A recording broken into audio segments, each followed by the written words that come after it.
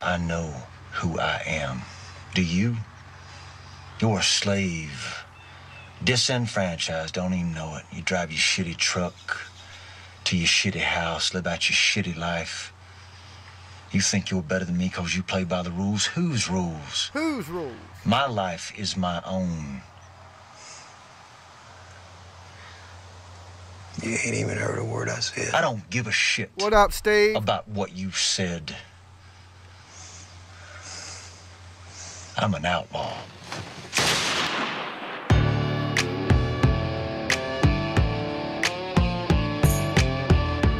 I'm an outlaw.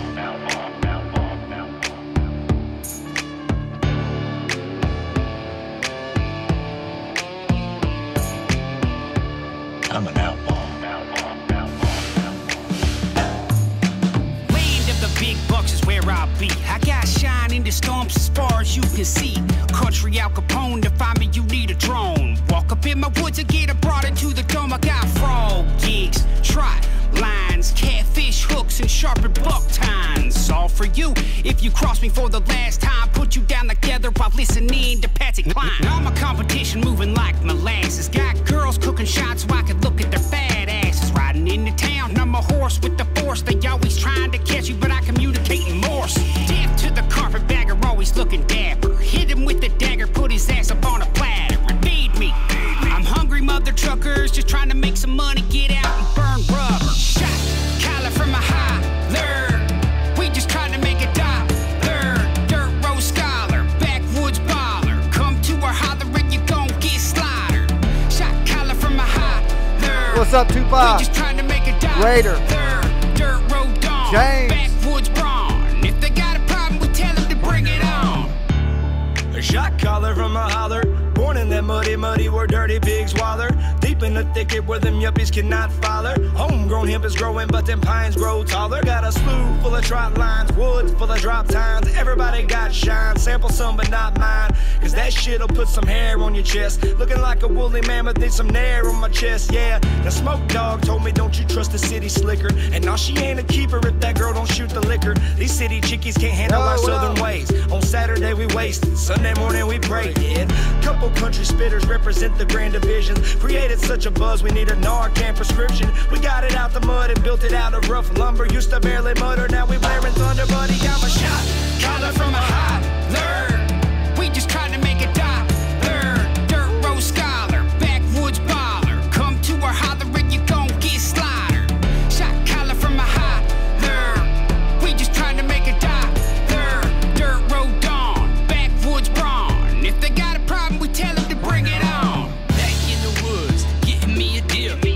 Outlaw and them boys are back again. We've been drinking blended bourbon, flowing straight about the barrel. The king tut of the woods, still slinging arrows. Yeah, they call me fat, even though I know I'm narrow. Mess around and I'ma have to hit you with a chair boat. Mowing and tucking and crooked, I'm about to get back to my roots. I'm pissing on the tree, about to put my Justin boots on. Busting out the tree house, got the bone bubbling. Big boobs busting out the blouses and I'm loving it. Trumping competition and disobeying the government. The damn tax man can kiss my ass, I've had enough of him. Still calling shots from the tree stand. Still going nuts, college pecans. Still going strong, can't stop me. Backwoods badass, that is what they call me. Collar from a holler. Dirt road scholar, backwoods baller. Come to our holler and you gon' get slaughtered. Shot collar from a holler. Dirt road dawn, backwoods brawn. If they got a problem, we tell them to bring it on. Down. What's up, people? Good to see y'all guys still alive. Still with me. Tupac, Lee, Steve, Tina. Who else is in here? I'd have to go back up the list, but I'm sure there's a few of you. How's everybody doing tonight? Everybody have a good Monday? It is Monday, right? I be having these time slips where I forget what day it is. Smash like, Jimmy needs a Corvette. You're right, I do need a Corvette. The one I've been looking at, it actually sold today for, I think she sold it for right at $12,000, and it was kind of sad to see it go. But I ain't got my money like that yet, and as soon as I get it like that, I'm going to get my ride. I've been saving, so one day, not too far in the distant future. I'm hoping by the end of the summer anyway. So I'm going to pull up some Mandela stuff. I just ran across a random video of some old dude talking, and we're going to check it out. Beautiful day in this neighborhood. A beautiful day to be neighbors. Won't you be mine? Won't you be mine? Sorry, dude. I don't want to be your neighbor. That's the way it's being sung now. I know many of you are aware of that. I've been aware of it for a little while now. So have I. My memory, of course, is that the line said, it's a beautiful day in the neighborhood, as opposed to this neighborhood. I always thought Mr. Rogers was a pedophile. I don't know why. Savage. It's just the kind of person I am. But I think there's a message in it. I'm starting to see a few things in the culture that are more message-oriented, I think. I'm going to start diving a little more into flat earth stuff in some future videos. I'm still going to hit my crazy videos, you know, square earth, Kim Kardashian calls the Mandela effect, just some crazy ones, clickbait stuff. But I got a couple good ones coming too. I've been thinking of some stuff. I think my writer's block is going away a little bit. I'm getting creative again. Recently, Moneybags did a video on the sunglasses missing from the Raisin Brand sun, which I found very interesting. Now it's just... Everybody be watching Mr. Moneybags, don't they? I wonder how much money he got. It's Mr. Moneybags 73. I've seen a couple of his videos. I want to see more these days. What's causing it? I watched a bunch of CERN stuff last night with you guys. Some of that stuff was trippy about the antimatter and stuff like that. That was strong as 44 Hiroshima bombs that blew up Japan. That's absolutely nuts to me. Think about the weapon they could create with that. Two big wide eyes. I remember that logo. I remember that very well because I had Ray-Ban sunglasses. And that's exactly the kind of sunglasses the son was wearing on the... Okay, guys, look. Since they took my Jim Carrey video down, I don't know what YouTube does to promote each creator, but it seems like they push one video really hard. Right? When they took my Jim Carrey video down, now the Mike Tyson video again is doing really good, and it's getting constant comments on it, which a lot of people have watched that video today. So it's climbing in numbers. So I might do like a follow-up because a lot of people seem to leave a lot of crazy questions on that one, like that usually don't come into the room and stuff like that. So on the Jams TV channel, I'm going to do a follow-up answering questions from that Mike Tyson video that I did. Because there's a lot of comments up there that I never actually commented back to. Some of them are positive, and some of them are really negative. So I'm going to read out some of them comments on a future video and answer some viewers' questions that they've been asking me that I haven't had a chance to get back to. But what I'm going to do is I'm going to go ahead and do it live. So, well, not live. It'll be pre-recorded, but, you know, you get the point. I'm going to answer it with me answering it instead of me typing it to them. That was the logistics of it. Box. Pair of Ray-Bans. So... Yes, I am still complexed about the Megadeth stuff. I mean, I believe you guys that they sold the name, and I can see that being plausible, but never in my reality have I ever heard anything like that. Guys, I've been a metalhead all my life, and like been in a metal band that toured and played all over, and you would think that I would know how to spell Megadeth. I mean, I would think that, and when I seen it, it just looked... That's the first time I've ever noticed it, guys. When y'all seen it with me, that was real. Even with a buzz, I was like, wow. You know, I woke up and remembered that. I was like, that's just too crazy that some big band would sell their name for $10,000 to some band nobody else has ever heard of. And all my t-shirts as a kid said Megadeth. Peace sells. And I used to draw it on my notebooks in school. And because Megadeth was one of my favorite bands. Anarchy in the UK. I love that cover they did. That was like my favorite one. Orgasmatron they did was super bad. Yeah, man, I can't. It messes me up. That and a number of other things. It's coming down to what are the messages for me? What am I seeing? Now, obviously, there are messages in the Bible changes, and I've had this discussion before. The link to the Mike Tyson video, just put in Mandela Effect Mike Tyson versus Evander Holyfield.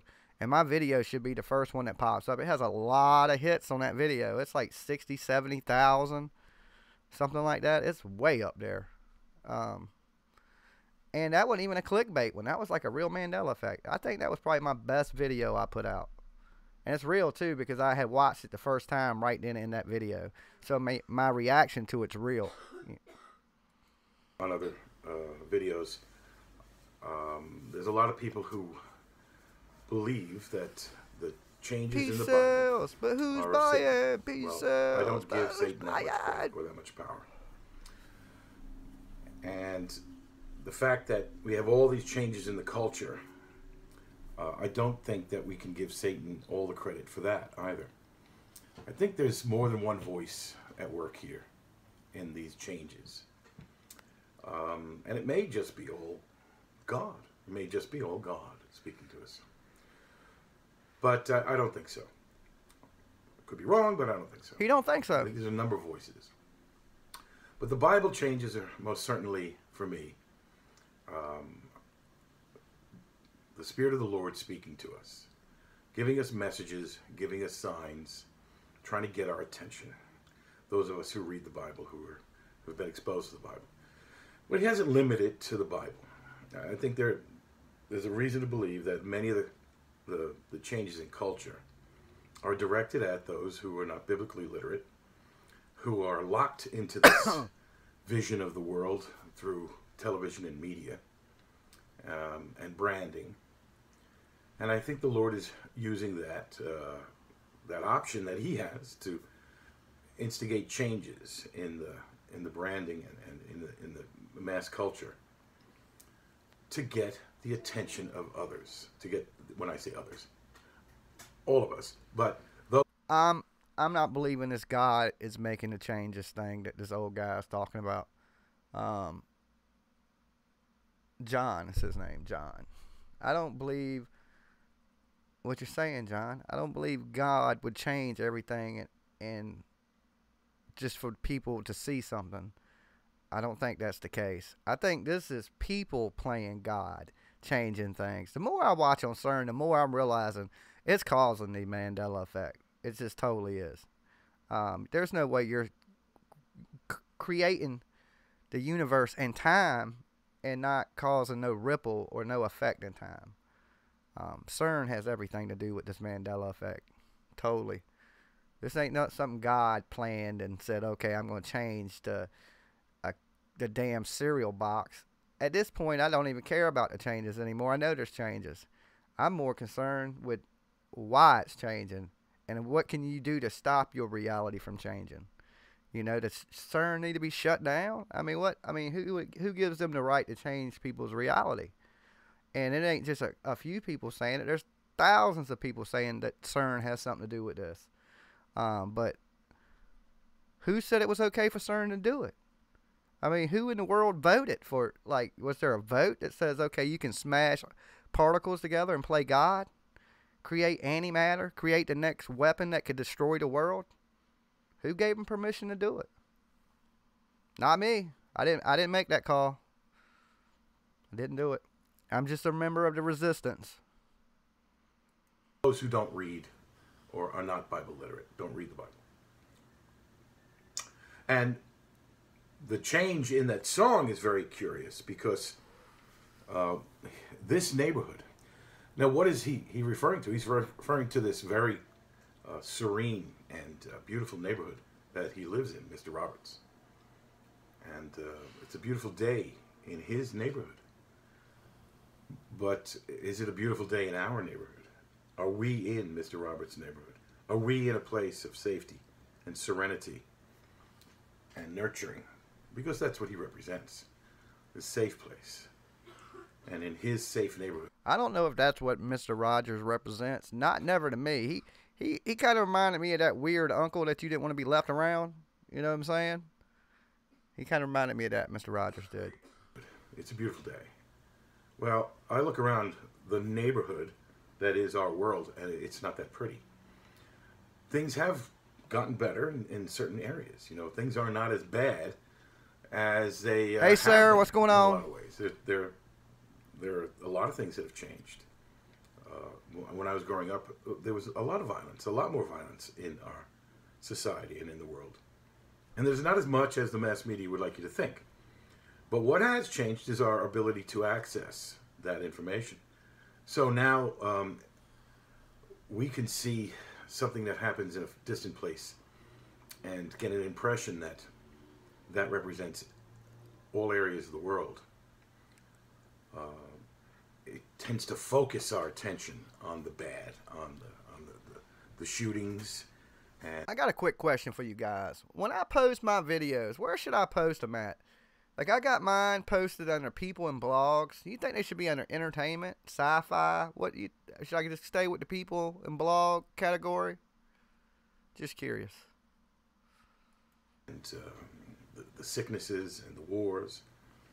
And they've always been with us, but now we see them more because of the media.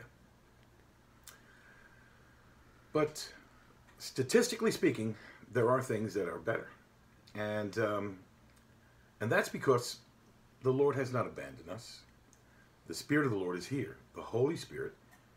What's with everybody that talks about the Mandela effect want to preach to you? That's last night we watched videos and all the dude did was preach. This dude wants to preach. This has not got nothing to do with the Lord. This has to do with people playing the Lord. So you ain't got to preach to me. I hate it. I hate it. Alright. Let's go to, let's find something else, guys. Give me a second.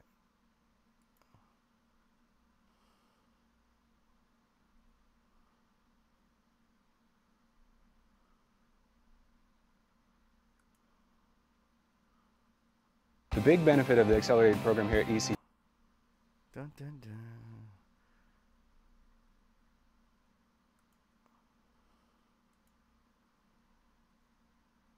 Entertainment, Jimmy. Hold on. Yeah, I'm getting to it.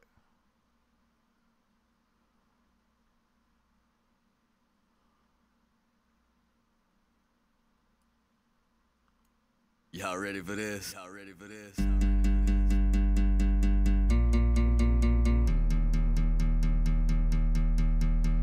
Hey, Amanda. What you doing?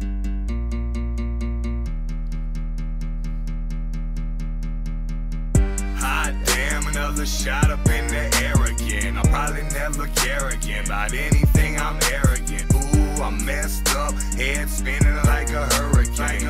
I'm messed up off that alcohol and Mary Jane. That white boy, but brown, damn, that white boy, but brown, damn, that white boy, brown, damn, piece of white trash, piece of white trash. Tatted up, bearded down, they say I look like a lumberjack. My skill level is a 2 if you reduce a number back. I am out of green, so I'ma go and get another sack. I possess a set of skills it seems a lot of others lack. I come from a park, but the park ain't pretty and the ground don't grow no roses. My park got prostitutes and drug use and a lot of people overdose. And don't leave your car in line, 'cause your car might end up getting stolen. 9 times out of 10 when we get pulled over, everybody in the truck is holding America, baby. Every kid here is a bubble or shady. Growing up poor in the park is what made me. And mama, she tried, she's a hell of a lady. And you better not talk to her the wrong way, 'cause I'm gonna end up stomping your whole face. I could bury a whole block for her. In this case, I'ma make it to the top for her. Hot damn, another shot up in the air again. I'll probably never care again about anything. I'm arrogant. Ooh, I'm messed up, head spinning like a hurricane. I'm messed up off that alcohol and Mary Jane. That white boy, but brown, damn, that white boy, but brown, damn, that white boy, brown, damn, piece of piece of white trash, piece of white trash. Seems like your boy Mike Bama starting to piss some people off lately. Same dudes I used to kick it with, now tell their friends they hate me. They spreading lies, telling all their fans Mike Bama shady. But that's okay if you think I'm staying quiet, you must be crazy. Still murder on the track, so I'm still your main selection. Still dreaming, hit the stoves and drop in everyone's collection. Still out here on the grind, so I'm making these connections. FJ Outlaw and Mike Bama, that's a musical erection. Got a little bit of buzz, so I'm feeling cocky. Step in the ring like Common Rocket. I'm gonna be the champ, you can never stop me. Flow so cold like a playing hockey. Little MGK, little bit of Kid Rock, little Kevin Gates, little bit of Tupac. Mix it together and what do you got? A bad little crack of the sound to be hot. Hot damn, another shot up in the air again. I'll probably never care again about anything, I'm arrogant. Ooh, I'm messed up, head spinning like a hurricane. I'm messed up off that alcohol and Mary Jane. That white boy, but brown, damn, that white boy, but brown, damn, that white boy, brown, damn, piece of white trash, piece of white trash. Hey. Growing up, I was different than you, cause I was raised in the days I ain't have no father. He dipped in seed and sit and smoke weed and drink orange juice and vodka. The people in my park are all engulfed in hummus. Oh, you watched that Tyson video, right? Crazy. I told you, man. That one's getting a lot of attention. It has for a while. I remember when he bites his ear and spits it onto the mat, that they stopped the fight. That's what really got me. And then, if you notice, Mills Lane, when he goes over, he throws up the devil horns, right? That tripped me out, okay? And then he tells Mike Tyson that he was full of shit. I don't never remember that, right? That's another thing in there. And look, there's another Mandela effect from that same night that I have. That's a Mike Tyson one. And it's going to do really good, too. I know. I kind of been saving it. I probably should have put it out there already, but I am. I got another one. And it's from a Mike Tyson interview, a real famous Mike Tyson interview. And I don't know why I noticed so much stuff on Mike Tyson. The reason is this, guys. When I was young, I subscribed to like KO Magazine and Ring Magazine. And I was a huge boxing fan. My room was just covered in boxing posters and stuff like that, right? I've always been a huge fight fan. For as long as I can remember. I like thumb wrestling. Anything to do with violence, I like. And I was a super big Mike Tyson fan. And I could probably almost quote every word from every Mike Tyson interview. I had watched him so many times. And I had, just still, to this day, I just watch Mike Tyson stuff. And that's when I started noticing the changes. Because I was, it's just something you don't forget. It was like ingrained in me because it was like, you know how they say the best way to teach somebody something as a kid, they retain it better. That information that kind of locks into you as a kid. And all that Mike Tyson stuff was just burnt into my brain as a kid. And I knew I wasn't wrong. When I watched it, it was the realest thing. I was like, how the hell could this be changing? And look, guys, believe it or not, I'll tell you this. I didn't even really 100% believe the Mandela effect until I made that video. When I made that Mike Tyson video, I was sold. It was no more convincing me. It was like I was 100% that the Mandela effect was real. And it's crazy that my own video done it to me. So, it should do good. That is a super good Mandela effect. Like, it's like one of the best ones I think I've saw, right? Because it's not a logo. This is a sporting event. A major, huge sporting event has changed. That's like if the damn Super Bowl changed, right? This is a Mike Tyson fight. Huge Mike Tyson fight. Mike Tyson and Vander Holyfield. It don't even get no bigger than that. So, yeah, that's the only sporting event I've known in history of my timeline to have changed, right? Crazy. It's crazy. It messes me up, and I made the video. And people say, that's why I'm going to answer questions from it, because if you read it, people say I edited the video, that it's happening in a different fight. There's so many negative comments on that video, but there's so many positive ones too, because so many people remembered everything I said. And so that's why I'm going to do the follow-up to that video, and it's going to answer a lot of questions people have, and it'll answer a lot of the haters and stuff like that say I did something to cheat everybody that's watched me on YouTube knows I've only been up here like 5 months or 6 months or something like that. And when I first started, I had Windows Movie Maker, and I was making stuff on my damn iPhone. It was later on that I got cameras and editing programs, and I could fake something now. I could definitely fake a video now. But when I made that video, that shit is shot on my my iPhone, straight from my iPhone to YouTube, and I was playing the video on my TV. You know what I'm saying? From YouTube. So I didn't touch nothing on the video, and everybody said I cheated and was, you know, like trying to, you know, I don't know. It's all I know is my reality changed. That ain't how the fight happened in my world. And Megadeth, they always had an A. God damn it. I don't know. And drama. One person tried to raise me right, it wasn't anybody but my fucking mama. I come from a park, but the park ain't pretty and the ground don't grow no roses. My park got prostitutes and drug use and a lot of people overdose. And don't leave your car unlocked, cause your car might end up getting stolen. 9 times out of 10 when we get pulled over, everybody in the truck gets holding. I'm so ignorant, get drunk and act stupid and belligerent. I go to jail and they consider me as indigent. The flow sick, you can say is magnificent. Hey, more guns than the Taliban. It's FJ Outlaw and the Bama Man. They ask me, can I wreck the beat? I tell them, yes, I can. The flow sick, next feature costs $100 grand. Hot damn, another shot up in the air again. I'll probably never care again about anything, I'm arrogant. Ooh, I'm messed up, head spinning like a hurricane. I'm messed up off that alcohol and Mary Jane. That white boy, but brown, but brown. Damn, that white boy, but brown, but brown. Damn, that white boy, brown, but brown. Damn, piece of white trash, piece of white trash. J Dot on the ones and twos. Powers? If so, what would you choose? Humans are way more amazing than we can imagine. What if we can do things considered impossible by science, math, and physics?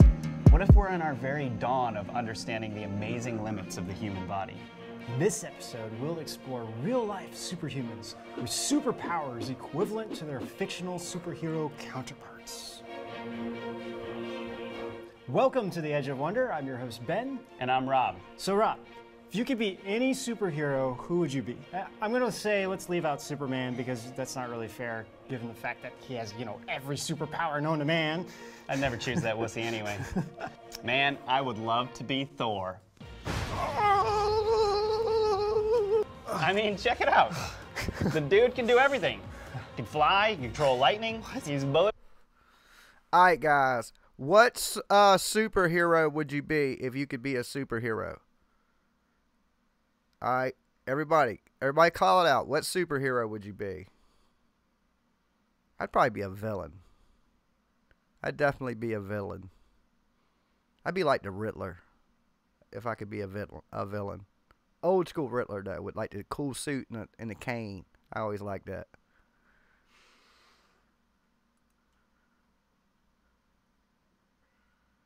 The Flash, okay. Wonder Woman.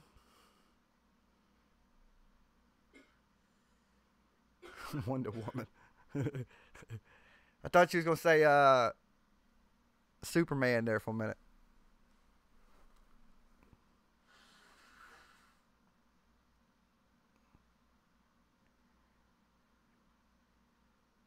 Oh yeah, I'm a mind reader. I told y'all that.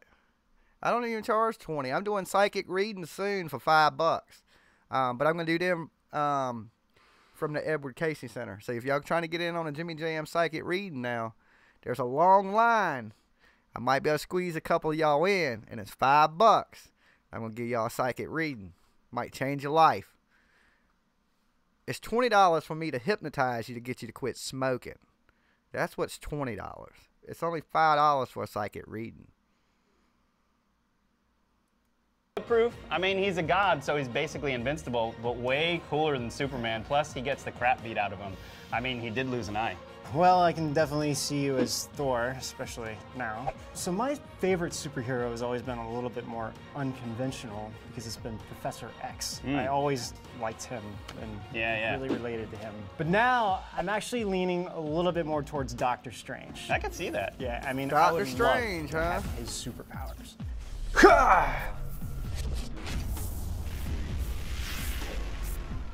What the heck, man? Yeah, Doctor Strange is kind of cool. Plus, he makes Loki look like a Central Park street magician. Don't do that again. I have been falling for 30 minutes. All right, let's get started. First on our list, Ben Underwood, the boy who could see without eyes. So Ben Underwood was diagnosed with retinal cancer at a very young... My favorite comic book superhero was Daredevil. So this is going to go right on the Daredevil lines, which is pretty cool because as far as comic books go, my favorite comic book was Daredevil. But if I had superhero powers, I would have to go with like...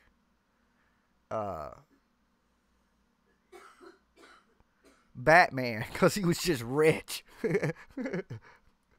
age and had to have his eyes removed. Soon, he was able to detect objects around him by just making clicking sounds, similar to a dolphin called echolocation, which makes him a real daredevil. Wow.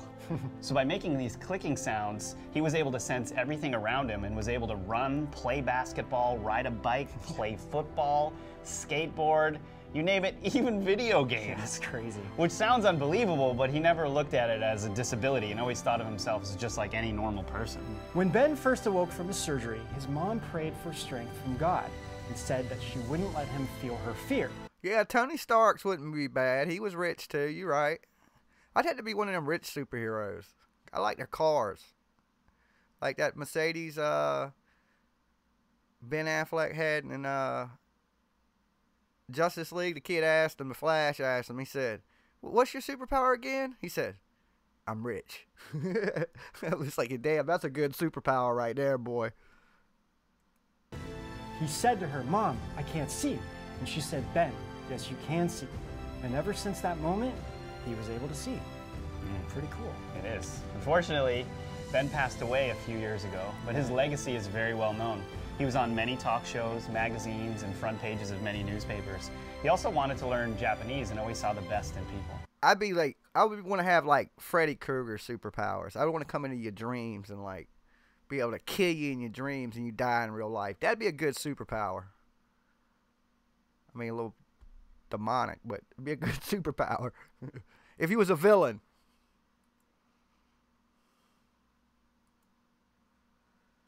Unconventional because it's been Professor X. I always liked him and really related to him. But now I'm actually leaning a little bit more towards Doctor Strange. I can see that. Yeah, I mean, I would love to have him. No, it wasn't 100. I said that if people were going to pay 100 to get hypnotized, that I would do it for you for 20.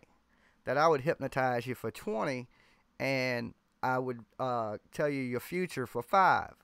That's going to be my deal when I run it. The Jimmy Psychic Hotline. I don't know what day it's going to go, but y'all just better get in on it because it's going to be the best psychic readings ever. Could change your life. If you need to be hypnotized, I'm your man. I can get you to quit smoking. $19.99. You want a psychic reading? $5. Superpowers.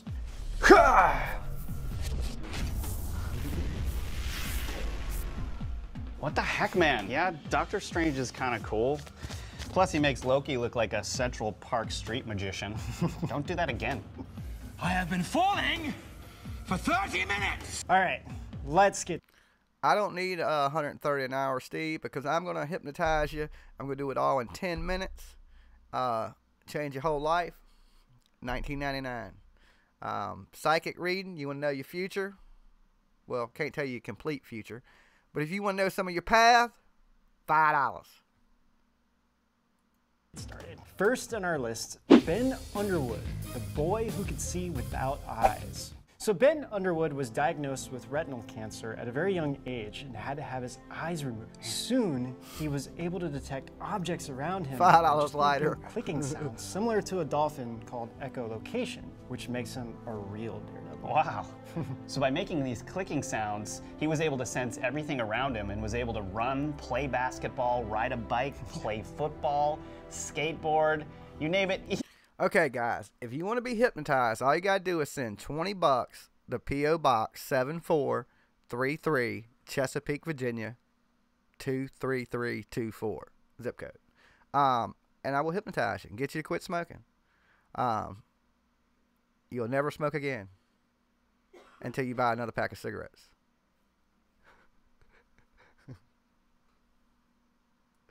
even video games. Yeah, that's crazy. Which sounds unbelievable, but he never looked at it as a disability and always thought of himself as just like any normal person. When Ben first awoke from his surgery, his mom prayed for strength from God and said that she wouldn't let him. I'm telling you, my psychic abilities are on point. For $5, I am the best psychic reading you could ever humanly get. I'm telling you, I'm almost hardly ever wrong. It's like, I would say 89% accurate every time. And I hypnotize you. I'll reach right inside your brain. I'll snatch out that little thing that tells you to smoke. Little voodoo. And bam. $20. You don't smoke no more. Feel her fear. He said to her, "Mom, I can't see." And she said, "Ben, yes, you can see." And ever since that moment, he was able to see. Pretty cool. It is. I also do dream regressions. I can tell you about your past life too. I charge $10 to tell you who you were in your past life. If you want to know that, I can get with you and do a little dream regression. It's a little bit of both. It's a little bit of hypnotic therapy, and I'll go deep inside, and I'll find out who you was in your past life. So I'm running that. I'll do it for you. Since y'all homies, like $10. $10, I'll tell you who you was in your past life. $5, I'll hypnotize you. No, $5, I'll tell you your fortune. And $20, I'll hypnotize you and get you to quit smoking. Now, nobody runs deals like that but your boy Jams, because y'all my people. Just remember that. Yes. Unfortunately, Ben passed away a few years ago, but his legacy is very well known. He was on many talk shows, magazines, and front pages of many newspapers. He also wanted to learn Japanese and always saw the best in people. Kazakh Second Tolbakov, the Rock Crusher. Okay, even though the dude... Okay, Seiko, since I ain't doing psychic readings right now, that means it's probably going to be a couple weeks. If y'all start saving now, let's say you save 20 cents a day. By the time I do my psychic readings, you will have $5 to give me to get your fortune told by Jimmy Jams. I'm telling you, best $5. I'm like a voodoo witch doctor. It's almost scary crazy. But without $5, I can't prove it to you. Dude isn't made entirely out of rock. Right. We like an 87-year-old Second Tolbakov from Kazakhstan to the Thing from the Fantastic Four. He can crush a rock with a single stroke using only his bare hands. Tolbakov first started crushing rocks when he was 20. And all that goes towards my Corvette fund. All my psychic reading money, if I hypnotize you, get you quit smoking CDs, I just can't hypnotize myself. That's the only problem I got. And I don't want to quit smoking. I'd probably kill somebody. Calms my nerves a little bit. But yeah, like I said, best deals in town, best psychic around. I'm a voodoo witch doctor. Kung Fu Chop Master. And make sure you guys stop what you're doing. Give this damn video a like. I want to see some likes. I want to see thumbs like this. Thumbs. I want 170 likes. I got like 71 subscribers.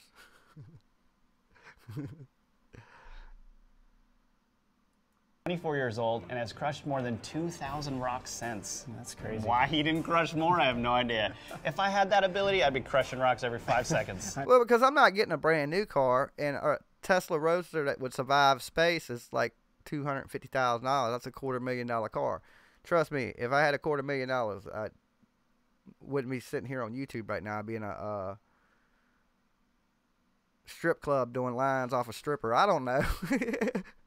I don't know what I'd be doing. I would too. I think I have some sort of power in my hand. It all started when I was young. I was feeling heat in my right hand all the time. Then I felt an urge to crush a rock. But when I crush a rock, I don't feel any pain. It feels like beating sand. Okay. So Ben, what's really interesting is that in China there's... Lee, you are 100% right. There has never been no car in space, most likely a Tesla Roadster. We can agree on that one. I 100% agree with you. That car ain't in space. It ain't been in space and ain't nowhere near space. this thing called qigong. There's a form of it called the hard qigong, in which people say they can develop this kind of ability which allows them to crush rocks with their bare hands. Yeah. So the interesting thing is, it seems like this guy naturally has this ability. Yeah, I mean, maybe, maybe reincarnation exists. Maybe he was a qigong master in his past life. Whatever it is, this guy's definitely super normal. For sure. That's crazy. Definitely super normal. $10. I'll tell you who you were in your past life. Contrition, the man with super hands. That's me. So Luke Cage is known for having indestructible skin, and it seems that Contrition from Thailand has part of this superpower too.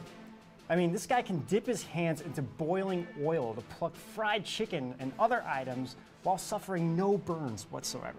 So the other cool thing is that he even has a nickname, Super Hands, and holds the Guinness Book of World Record of picking up 12 chicken wings out of searing hot oil with only his bare hands. It's crazy.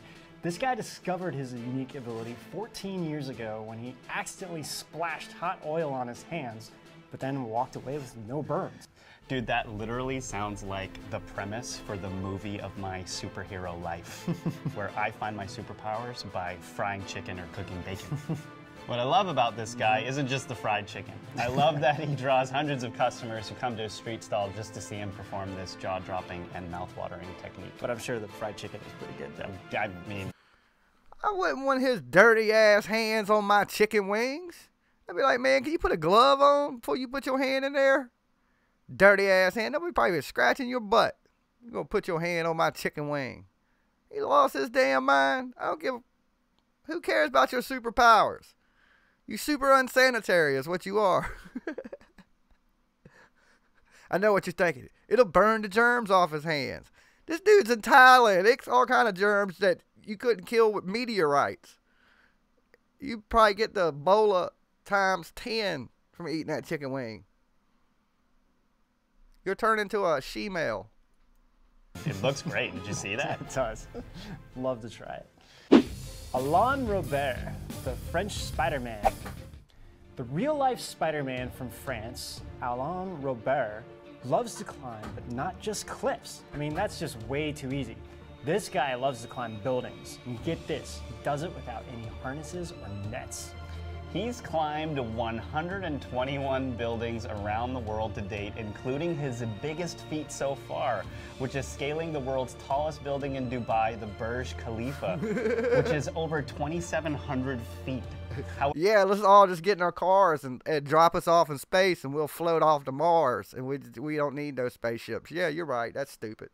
I agree with you, man. I don't think nobody here at Jams TV is that dumb, really. We ain't got no people that dumb here that believe there's cars in space. I hope not. If you do, then, like, I need to put my phone number back on the screen, and we need to have a personal talk on the sidelines, because you're, like, blind like that dude that has the clicking sound, like click, click, click, to see where he's going, like the little bat boy they showed a while ago, Dolphin Kid. Because, yeah, that shit just don't exist. However, for that one, he was forced to wear a harness. The best part is he didn't want to wear it. So, ironically, he had a fear of heights and still suffers from vertigo, but he decided to overcome it by climbing. And by age 11, he climbed his first building. Man, I mean, if only all of us could overcome our difficulties like that, you know? Just hit it straight on. Ça faisait longtemps que je regardais le bâtiment. On habitait au 7e étage, donc c'était le dernier étage de l'immeuble. 7 étages, j'étais gamin, j'avais encore très peur du vide. Et puis je me suis botté le cul, puis je l'ai fait. So in 1982, he actually fell from a 50... Come on, baby girl! ...foot cliff and shattered the bones in his wrist. The doctor said he could never climb again, but in his own words, he said, "In my mind, I decided I was not..." Yeah, but the only difference in that, Lee, is 9/11 won't fake. That was real. Planes flew into the building. I know that part was real. I mean, I don't know who blew it up being real, but the event itself was real. That event wasn't real at all. Just SpaceX, that was fake. They shot that in a Hollywood basement. Not going to listen to these people. Smart man. The little man in the car is Flea from the Red Hot Chili Peppers. I don't know if anybody told y'all that. Y'all heard it here first on Jams TV. He's on his way to Mars. He'll be back. after 1 billion years of orbiting the planet. What do them doctors know anyway? It's hilarious. Alan is also featured in the Guinness Book of World Records and also the Red Bull's free solo climbs. Ne faites pas ce que je fais, je n'ai même pas besoin de le dire. Les gens ne pourront pas le faire. Saint Joseph of Cupertino, the levitating monk. So I really wanted to get this one in here because this is a great historical example. This one's old, but it's also the most famous examples of levitation in history. It's said that Saint Joseph of Cupertino... What did Window Vista say? I see somebody hit him from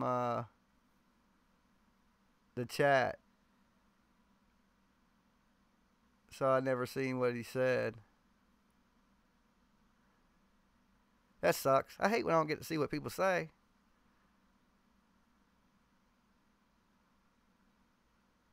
Window Vista is the sorriest OS ever. Racial slurs. Oh, what kind? Like good ones? Was he calling me names? What was he saying? He was deleted too fast for me to see. Oh, okay.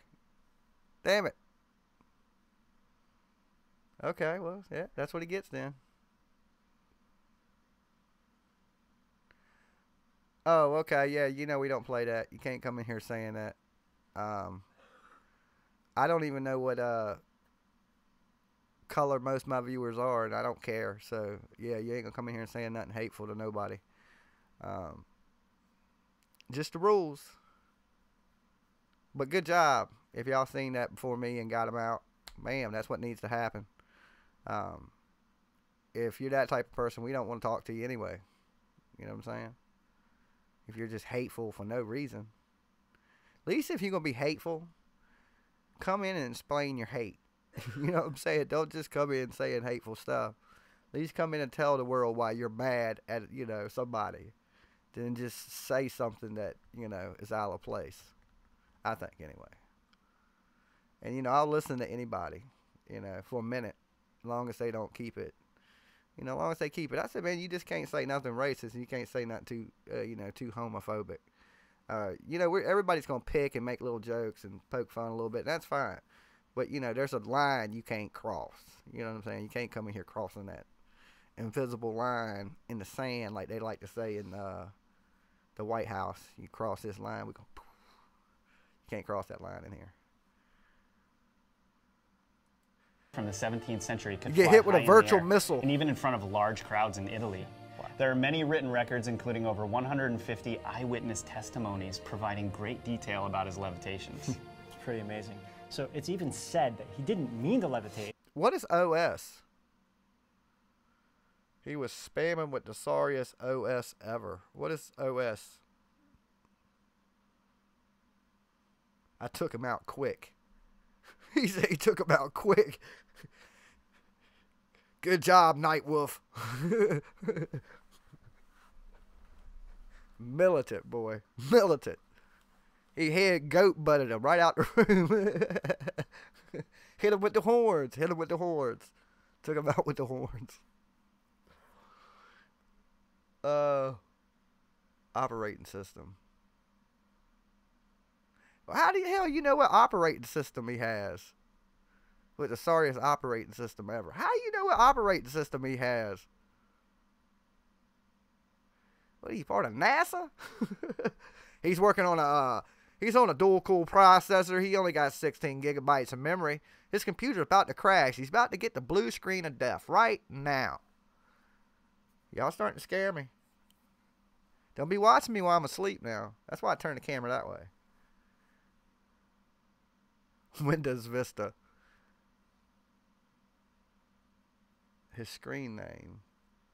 Oh, okay. Oh, I got you. His screen name was Windows Vista. Okay. And y'all said he's using the shittiest operating system ever. You're probably right. He should be kicked out for that. You good call. He shouldn't have even been allowed to talk. Yeah. Okay. Good point. Good eyes, guys. Good. I'm glad y'all are in the game. I'm glad y'all are in the game.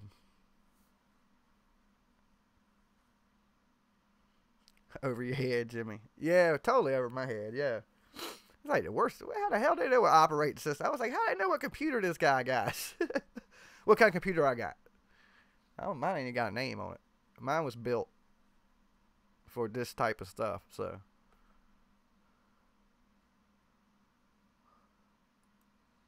But he would become so affected by the Mass or reading the Bible that he would enter in a state of ecstasy and just start floating.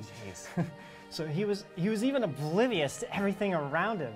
So this caused quite a stir throughout the church. That's actually my favorite part. My favorite part about this story is that the church actually started to become displeased with this guy.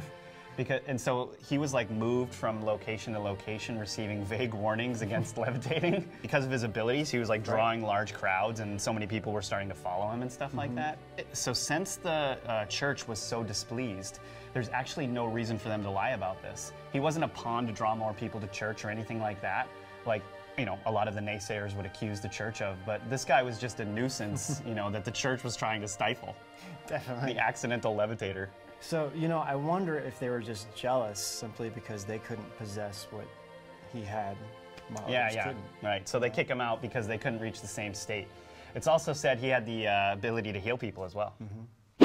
David Copperfield, the master of illusion. So, moving on to one of my favorite superheroes now, Doctor Strange.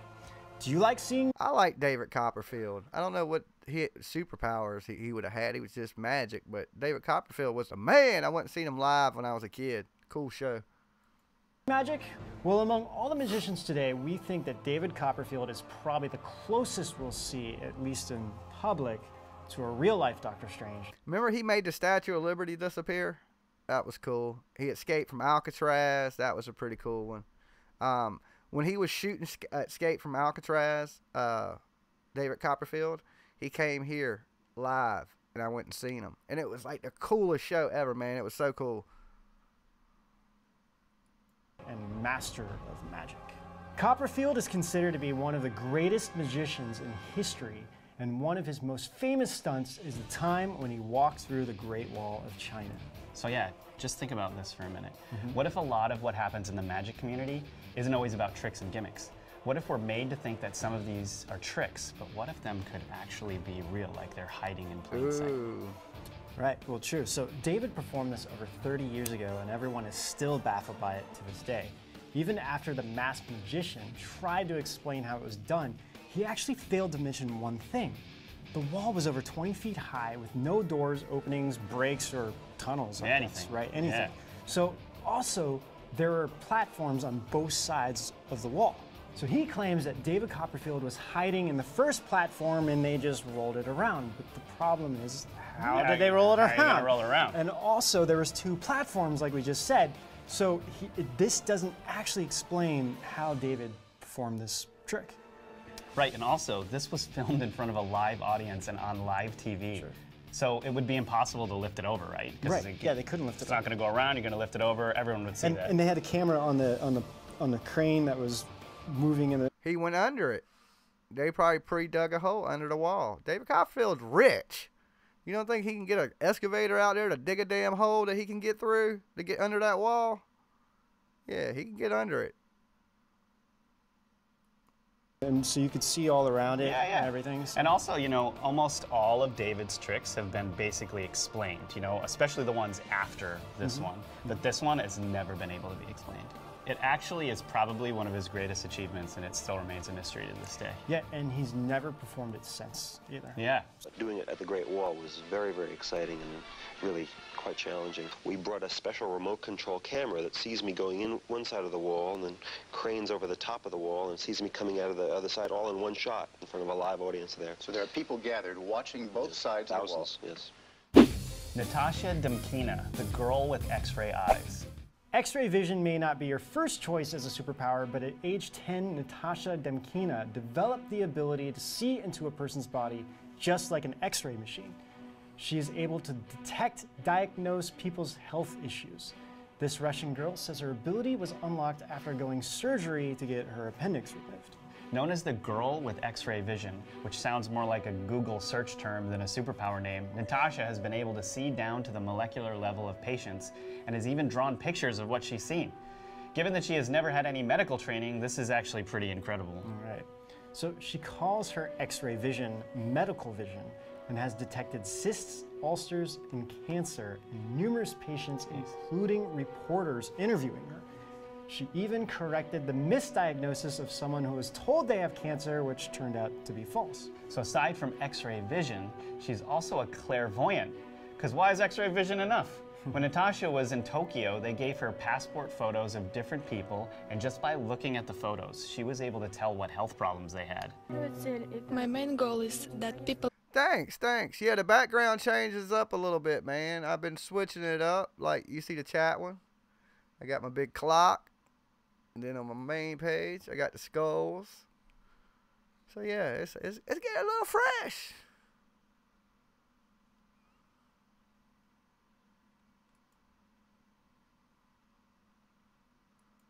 Finally believe my gift exists. So I won't have to prove it every time to ordinary people or the medically qualified that this ability exists. There are always some facts in life that are not easy for us, ordinary people, to understand. So there are also stories of many doctors who possess this ability, and a lot of traditional Chinese medicine is based on what these doctors saw, such as acupuncture and even how the meridians flow inside a person's body. Yeah, China is also like a ton of stories of people with all kinds of power. I mean, we could do a whole episode just on that. We could, for sure. So what do you guys think of our list of people with... Okay, you hear talking about the Chinese and the meridians, right? Well, when I took Japanese jiu-jitsu, the weird thing is they're all into this acupuncture, right, and meridians. Meridians are what they consider the poles in your body, like a telephone pole. And your energy flows from your brain down through these meridians and through your body, which gives you movement in your limbs, right? So a lot of people say pressure points, you know, in martial arts. Boom. Everywhere there's a pressure point, that is a meridian. That is a pole that your energy passes through, like a telephone pole. And anytime you block that flow of energy, you can cause damage to a person. And that's why certain martial arts attack pressure points, because there's certain pressure points you can hit and it will actually make a person go unconscious. Crazy as that sounds, it's true. You remember the Vulcan Deathlock, where Spock would, and you drop out? That's real to a certain extent. Now, how you pull it off, I don't quite know. But in martial arts, there is attacks where you strike a pressure point. And there is a lot of pressure points on your body. And I used to be able to tell you every single one back in the day. And I can't tell you every one. There's some in your feet, in the back of your knees, inside your arm here, down here. There's a bunch of them, right? And Japanese people really 100% believe this. And it's how your energy flows through your body. And everybody knows, you know, there's energy flowing, you know, through their body is what's making you alive. Superpowers. If this video gets enough likes and views, we'll do another one about kids with superpowers. We've got a lot of kids with superpowers. There is a lot. There's a lot of examples. Also, guys, please hit like and subscribe. We really need... No, pressure points are not illegal in the UFC. It depends how you attack the pressure point.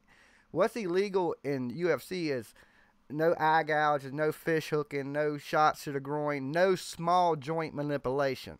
Now, that means you can't get in there and bend a dude's finger back, okay? You can't wrist lock somebody in UFC. To where in jiu-jitsu, I took Japanese jiu-jitsu, was a lot of wrist lock, small joint manipulation. So if somebody grabbed you, just snap a finger off type stuff, right? But that's illegal in the UFC because, you know, the UFC ain't like real fighting. If you was out on the street and somebody grabbed you, of course, I'm going to bite your finger off, try to break one of your fingers off. But in the UFC, you can't do that type of stuff, of course. So... your support, and as always, we'll see you guys out on the edge. Your feet off of there, and you're gonna go like this. Ah. All right, one more time. In the nutsack. Yeah, you don't want to be kicked there. And it ain't even solid. Look, any guy can tell you this. When you get hit solid in the balls, it hurts, but it don't hurt that bad. When you get like a little grazing shot that just skims, oh my God, you might as well call it ambulance, and you might as well lay on the floor for a good 5 minutes before you even think about moving. Them little grazing shots are the worst ones, right? You can take a solid blow and you'll hurt for a minute, you'll be all right. You take a little, and it's a wrap. It's a wrap. Game over. So, I know all about that.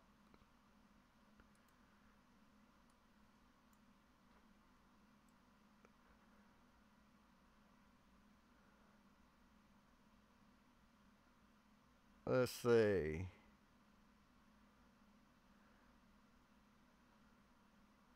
Okay, I got something for y'all.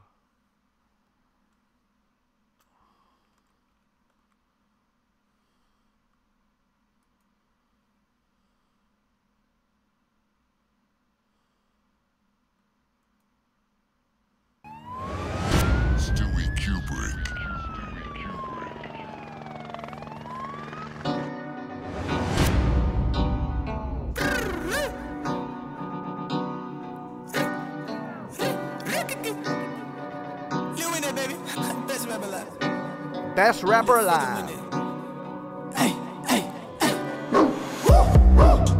I'm up that bean in the Zanny and it got me faded like I got that lean in my hand and now it got me swaying like fuck me up, fuck me up, fuck me up, fuck me up, fuck me up.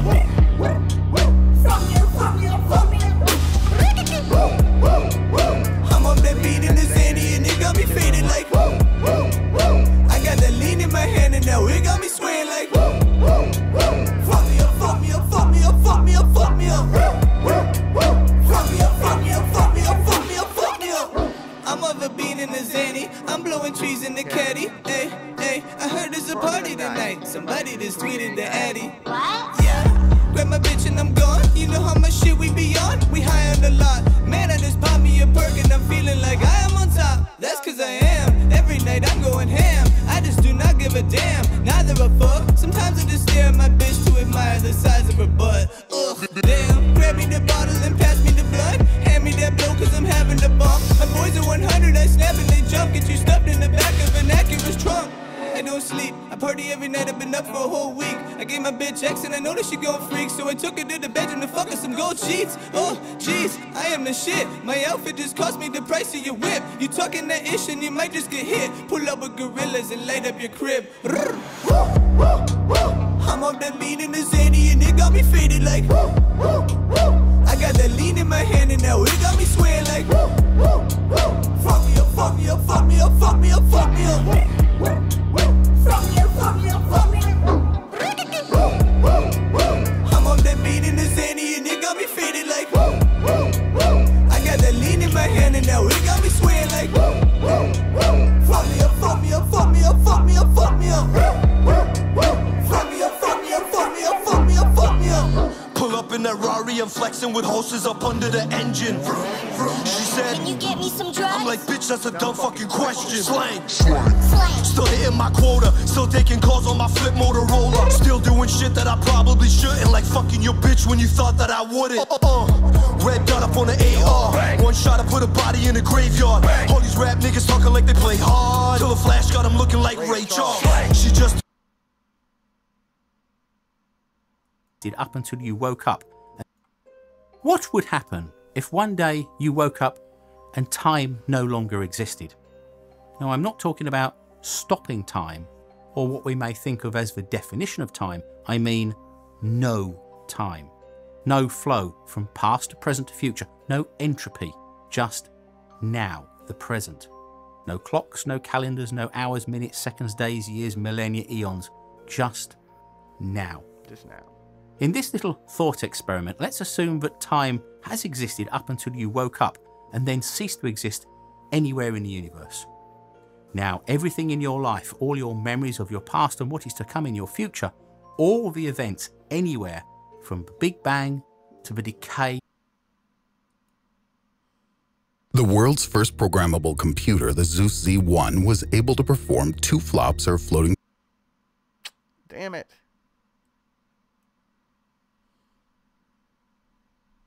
See, when I do that, when I click on a link, it messes the chat up. Now I can't see what y'all saying. See, because it went to this video, but I have no clue to what y'all guys are saying. Okay, watch this video, and I'm gonna try to pull another I don't know, that kind of messed the chat room up. This was my chat page.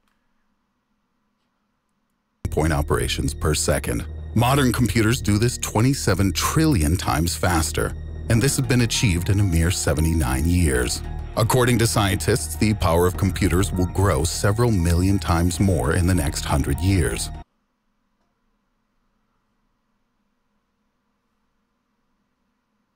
I don't know what just happened. Pop out chat.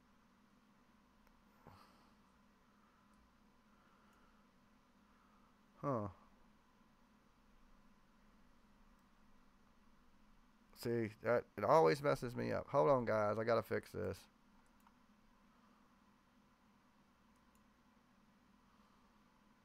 See, it threw off the alignment of the page, is what it did. When I clicked on that link, I should have never clicked on that damn link.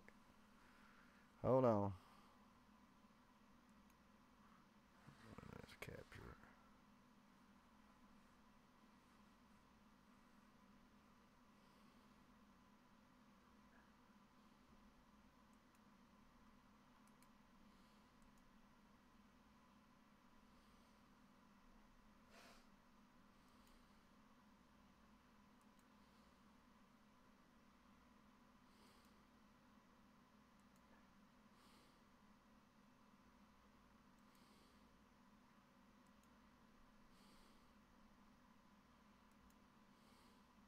Okay, y'all back. Let me hit this video for a second.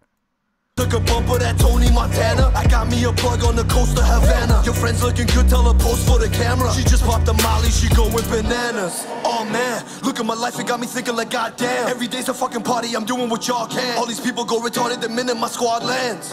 Gang, remember the name. And mention the boss when you mention in slang. I got me some youngins, they ready and trained. Whenever I say so, they set up an aim. Bang. I'm on that beat in the Zanny and it got me faded like I got that lean in my hand and now it got me swaying like fuck me up, fuck me up, fuck me up, fuck me up, fuck me up. Fuck me up, fuck me up, fuck me up. I'm on that beat in the Zanny and it got me faded like I got that lean in my hand and now it got me swaying like fuck me up, fuck me up, fuck me up, fuck me up, fuck me up. Years. It's hard to even begin to imagine what kind of world our children and grandchildren will live in. Already, virtual worlds like the one, for example, in Grand Theft Auto, shock with their detail. It's easy to imagine that they will become indistinguishable from reality in the next 50 to 100 years. In fact, it's possible that we will be able to create virtual universes in which the characters really think and have minds similar to ours, but won't know that they live in a simulation. This is frightening on many levels. And what if we are such characters already? What if the whole world that you see outside the window is a simulation? Philosopher Nick Bostrom first introduced the general public to this hypothesis regarding the virtuality of our world back in 2003. Its essence was that if many technologically developed civilizations exist in our universe, then it is likely that they can create simulations similar to those in which you or your children play sitting at your computers, only millions of times larger and more realistic.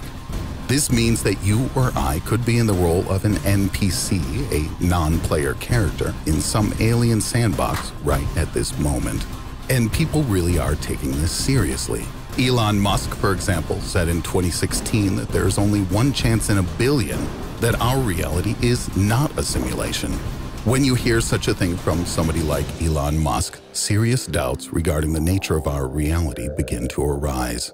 This forces us to at least begin a serious search for some kind of answers. And this we will do now. Evidence of our virtuality. Grand Theft Auto 5, also known as GTA 5, is a very good example of how all this could be accomplished. In the game, on one of the many streets of its virtual city called Los Santos, you see a very familiar picture. You are surrounded by cars that are hurrying to and fro somewhere into the distance. and crowds of people line the sidewalks. In general, everything's very similar to how it is in real life. And in the game, this general picture accompanies you everywhere, all the time, regardless of your location in Los Santos.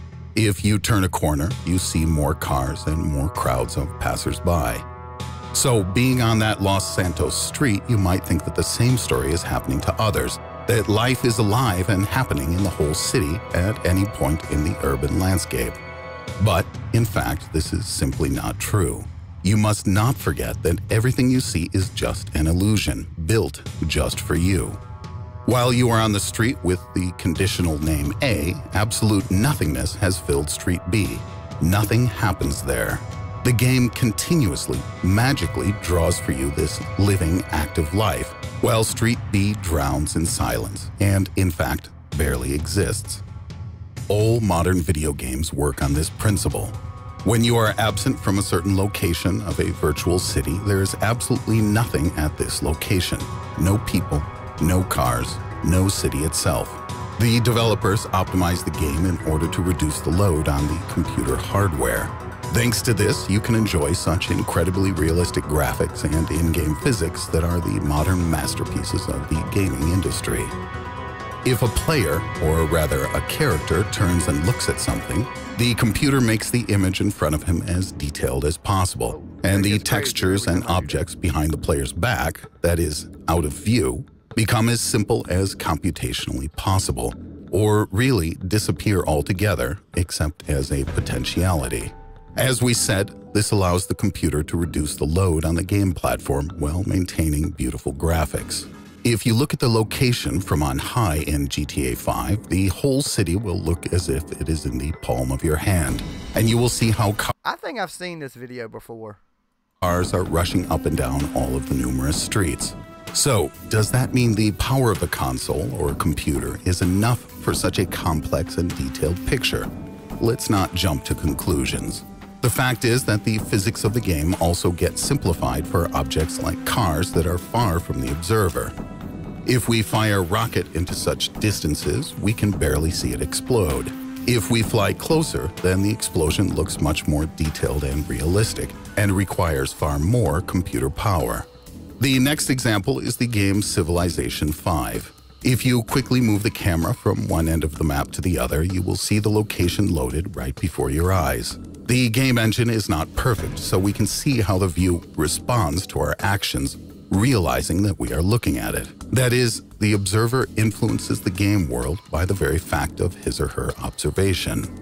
This is how any video games of the future will work as well. Even if super powerful computers can simultaneously calculate all the more or less large objects in a large location, even over many years, small details will remain to be rendered. Flies, blades of grass, and yes, even microbes, of which there are quite a few, all of which will be loaded only under the gaze of the observer player. Everything is for the sake of optimization.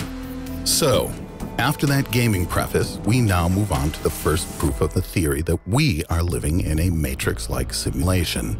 You may know about or remember one of the most famous experiments in the history of physics, the experiment of Thomas Young, the double-slit experiment. It was a real coup in physics and led many scientists. Yeah, like, the act of observing something, of seeing it, can change it. That's weird. Our world, our universe is crazy. Look at it. There's just galaxies and galaxies behind me. We got pictures of that, but we ain't got pictures of our own planet. That's why I don't have a picture of the Earth up here. I'm going to get the square Earth picture behind me. That's what I'm going to put behind me next. It's the square Earth picture. Yeah, that's what I'm thinking. Into the study of quantum mechanics. If you throw solid balls at a shield with a slit cut into it, a single diffuse strip designating the strike points will appear on the screen behind the shield. If there are two slits in the shield, then there will be two strips. But how will waves behave if aimed at the shield? They will pass through the slot and spread out. The greatest impact of the waves will be in the line of the slit, as in the case with the balls. But if you add a second slit, everything changes. A number of alternating interference strips will appear on the projection screen. And when we shine light on the two strips, this is exactly what happens. And this is how Mr. Young proved the wave theory of light. If light were corpuscular, like a particle, instead of wave-like, it would behave like the balls, and the screen would show two strips of light corresponding to the two slits. That didn't... Put a big peach up to here behind me. A big peach. Okay, I hear you now. I hear you. A big peach. Crazy. Happen. Later it turned out that electrons and protons behave exactly the same way, showing that they also seem to exist as waves and not as points. There was one assumption that perhaps light and the others were particles, and that somehow the particles bumped into each other and flew apart. So, to test this, physicists decided to shoot electrons at the target one by one, single file. And what do you think happened? The strangest thing imaginable. The interference pattern still appeared on the screen. It seemed that the single electrons somehow divided into two waves, passed through both slits, then interfered with themselves. Impossible. So physicists tried to find out through which gap the electron actually passes. I'm Jenny, and I quit smoking with Chantix.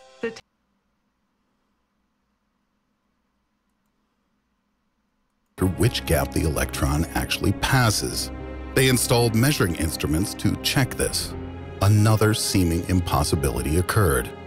The electrons stopped behaving like waves and began acting like particles, and left a trace on the screen of two distinct strips with no interference. They had to admit something completely mind-blowing, that the fact of our observation or measurement destroyed the wave function of the photons, causing them to become like points, corpuscular. The electron, under the influence of observation, behaved like a particle, flying through one slit and not through two. Interpretations. Well, it certainly looks like the work of a game engine, doesn't it? This might make you think that our world is running like a game on a computer. The computer's power is not enough to calculate the motion of each and every particle, so it uses a simplified model and applies precise calculations only if an observer needs to look at the particle, so as not to break the illusion of the reality of the world for the observer. Such an explanation could not have occurred to people from the past. The results of Thomas Young's experiment were published in 1803, when it was impossible to even think about virtual reality. There were many theories suggested for just what the heck was going on, and the most famous of them, the Copenhagen interpretation, was proposed in 1927. Niels Bohr and Werner Heisenberg suggested that elementary particles are both waves and particles. To measure an electron, it is necessary to strike it against the screen of the measuring device. The wave functions of the electron collapse when it is measured, and it becomes only a particle. And this means that it is not exactly the observer, but the measuring device that influences the result of observation. But if this theory is correct, it still does not discount the hypothesis of the simulated matrix world. For example, a programmed photon could propagate in the network as a wave and restart when the node is overloaded, turning into a particle. This way, one can explain both quantum waves and the collapse of the wave function. The second most popular explanation of the behavior of particles is the many worlds interpretation. To greatly simplify, it looks something like this. We can assume that there are parallel universes in which the same laws of nature operate, and for each act of measuring a quantum object, the world splits into several versions. Each of these versions sees its own measurement result and acts according to it in its universe. In the eyes of the layman, this is a strange explanation. But it's a free world, at least we think it is, and so anyone can decide which interpretation they like best. In a poll of physicists held 20 years ago at a symposium under the auspices of the University of Maryland, 13 voted for the Copenhagen interpretation, 8 for the many worlds theory. Several other scientists chose other, less popular options, and 18 participants opposed all known interpretations. Disputes are still ongoing. In 2006, scientists conducted a more sophisticated version of the two-slit experiment. this time with a deferred choice element involved. In simplified form, it goes something like this. Particles are again shot through a barrier with 2 slits in it, but this time the observation of which slit they pass through is made at a time when the particles have already passed through the slit, but have not yet hit the projection screen. Like an observer who only opens his eyes after a certain moment.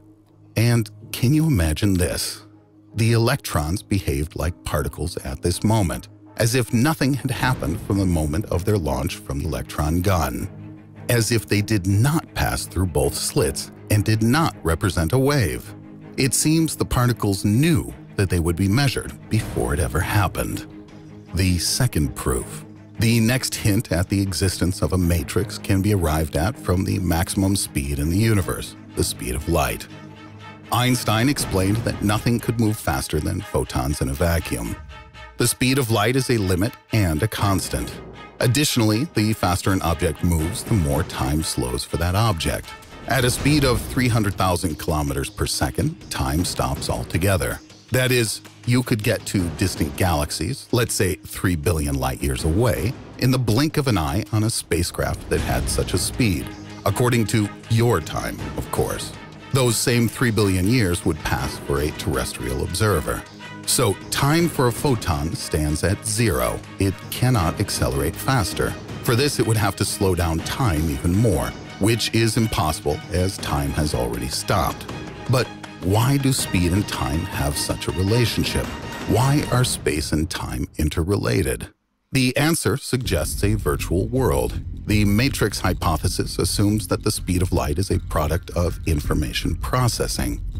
That is, the world is being updated at a certain rate. It's 1 trillion times faster than any of our supercomputers now, but the principle is the same. Time slows down with an increase in speed. Because virtual reality depends on virtual time, each processing cycle is 1 tick. When the computer slows, the playing time also slows down a bit.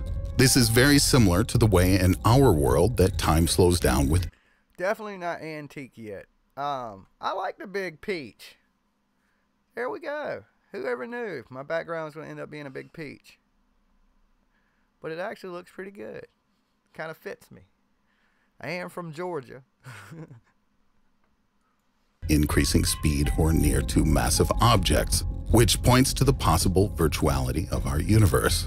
It can be assumed that in a ship that rushes with tremendous speed, the processing cycles of the system hang for the sake of saving resources. The third piece of evidence.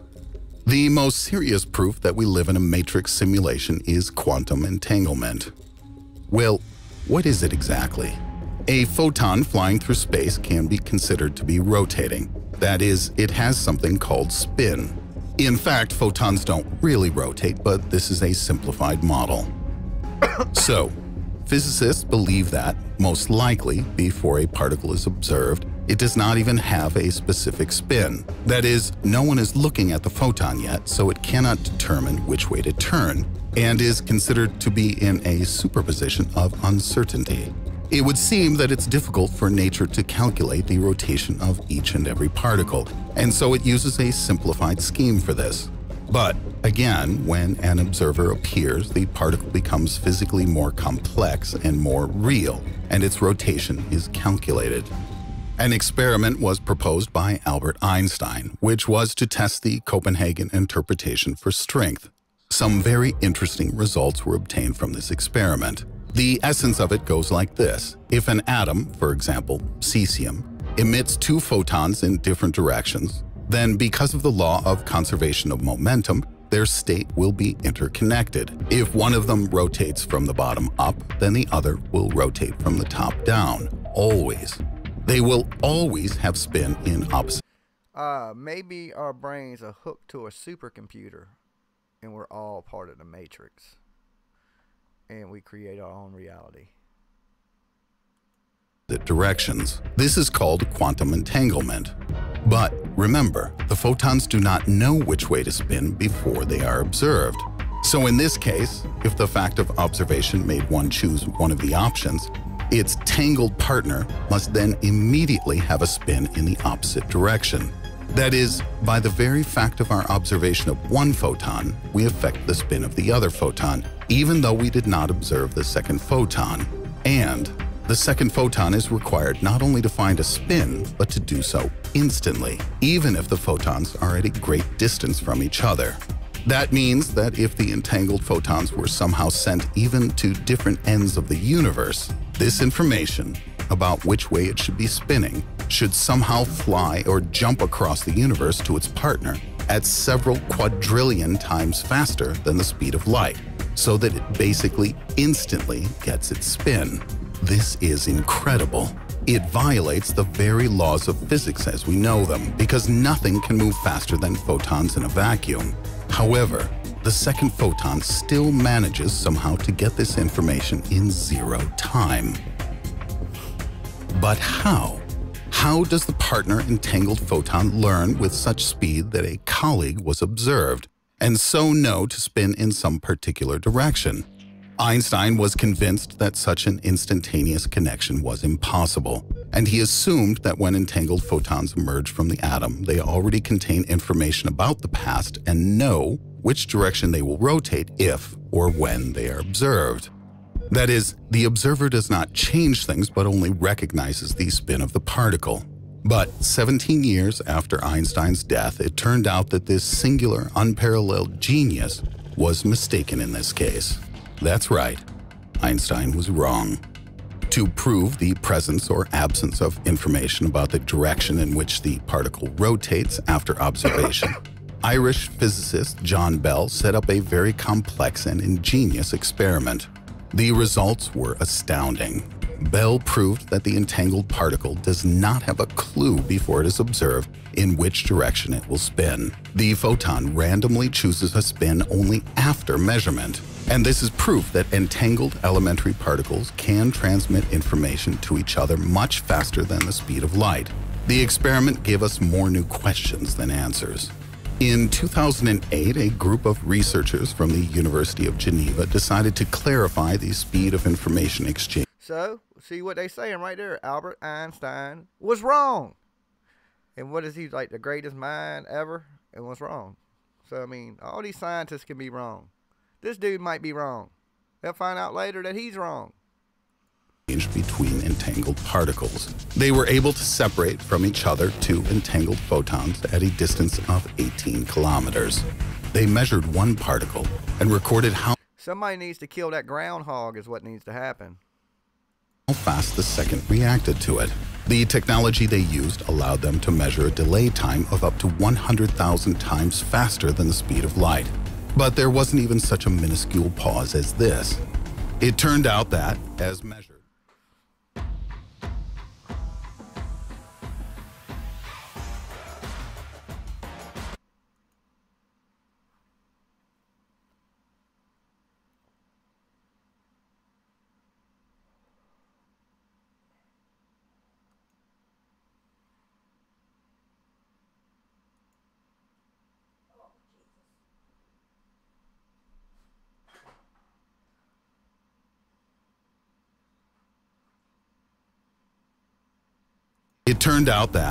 measured, the photons somehow were able to transmit information at least 100,000 times faster than the speed of light, and maybe even instantly. Perhaps Einstein was right when he said that instant communication in the physical world is impossible. But if we substitute a virtual reality in place of the physical world, the instant connection is easily explained. When two photons become entangled, their programs are combined to jointly see the 2 points. This combination of programs will respond for both pixels, if we can call them that, no matter where they are. At the moment of measuring one particle, its program randomly chooses one of the spins, and the program of the second immediately reacts. It becomes clear why the distance isn't important. The processor does not need to go to the pixel to ask it to spin, even if the so-called screen is large, even as large as a universe. Physicists say that no one really understands quantum mechanics, but if we assume that our world is virtual, everything quickly becomes quite clear. To describe the world of elementary particles and their interaction, scientists use quantum mechanics, and for the macro world, Einstein's general theory of relativity is used. But if these two worlds coexist in nature, then a theory must exist that would allow for both. And this is exactly what the hypothesis of simulation does. It perfectly explains this. The mysteries of the Big Bang, the curvature of space, the tunnel effect, dark energy, and dark matter all can be explained on the basis of the assumption. They say this simulation theory, even if confirmed, wouldn't change anything. But official confirmation could strongly spur new research, and perhaps scientists would be able to find new shortcomings in our world, and they could be used to create new technologies. For example, if quantum effects are caused by the virtuality of the universe, the creation of quantum computers or quantum cryptography can be called the use of the conventions of our world.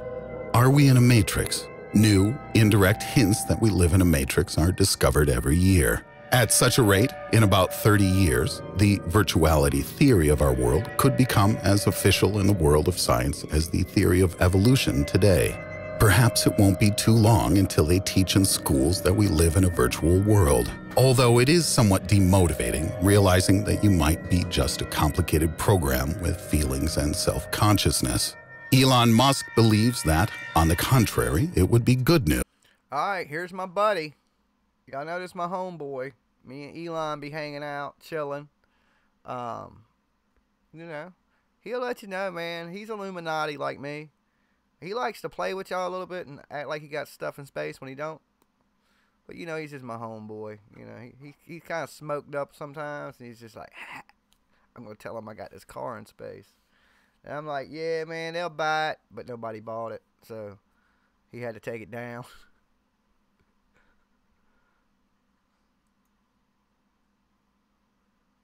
Oh, I rewound the video. Oh, no. I don't know where we were at either.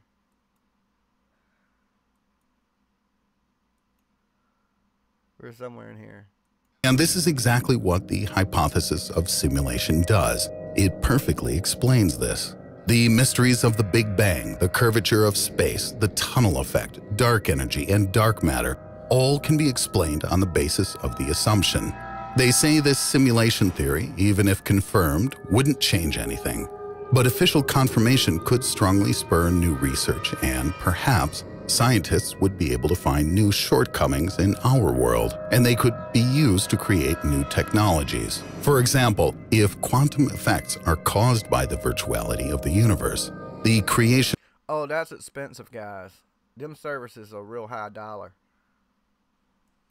...of quantum computers or quantum cryptography can be called the use of the conventions of our world.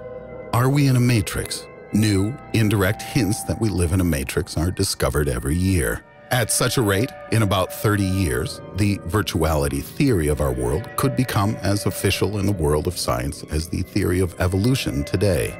Perhaps it won't be too long until they teach in schools that we live in a virtual world. Although it is somewhat demotivating, realizing that you might be just a complicated program with feelings and self-consciousness.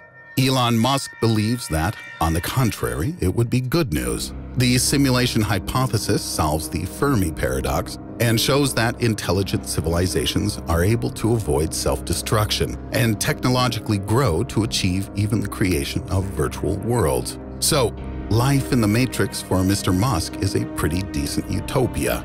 He wants this to be true. By the way, recently the famous scientist Neil deGrasse Tyson and some of his colleagues spent several hours debating the topic, is the universe a computer simulation? Be sure to watch it. If you like this topic, I advise you to see the film The 13th Floor and, of course, the Matrix trilogy. And don't forget to put likes and subscribe to the channel. Okay. Yeah. Okay, guys, we live in a matrix.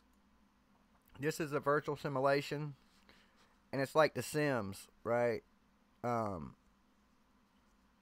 need a Corvette. Did somebody write that into the Matrix? I think I got cheated when they wrote the program. Like, is there any way to contact the creator of the program and be like, hey, could you write in some better shit for me?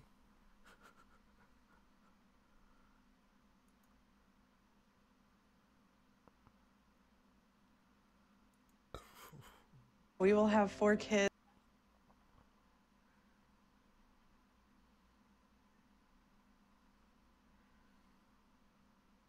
want to tell you about the universe. Oh Lord, the universe. What it is, how it came to be, what its building blocks are. I want to tell you how the future creates the past, which then creates the future. But first, I want to tell you about crystals. You might be surprised to know that a crystal isn't an expensive piece of glass or a chandelier in some fancy dining room. The word crystal simply means a pattern that is periodic. Look at this checkerboard pattern. See how it continues to spread out infinitely in each direction? That means it's a periodic pattern. So that's a two-dimensional crystal. This is another two-dimensional crystal. And this is another. You can also have three-dimensional crystals. By the way, this 3D glass is called crystal because its atoms are actually arranged in a crystalline pattern.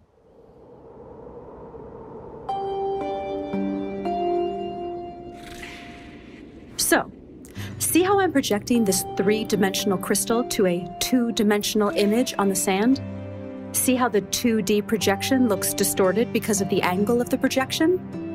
That 2D image also has a pattern, but it isn't periodic. So, it's not a crystal.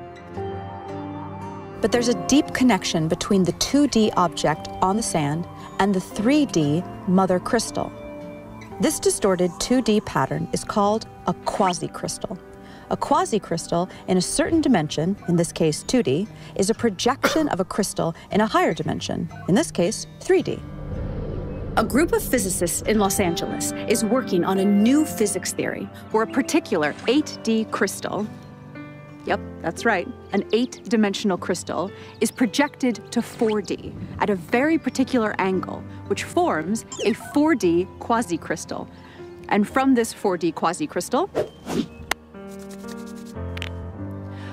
they derive a 3D quasi-crystal, which they believe is the fundamental substructure of all of reality. This 3D quasi-crystal has a fundamental building block, a tetrahedron, which is a three-dimensional equilateral triangle. The size of each edge on this shape is the smallest possible length that can exist. This is called the Planck length. It's 10 to the 35 times smaller than a meter. So you know how your TV screen is broken down into building blocks called pixels? A pixel is the smallest possible indivisible unit of the 2D screen.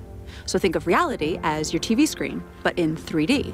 And think of the tetrahedron as a 3D pixel, the smallest possible indivisible unit of reality.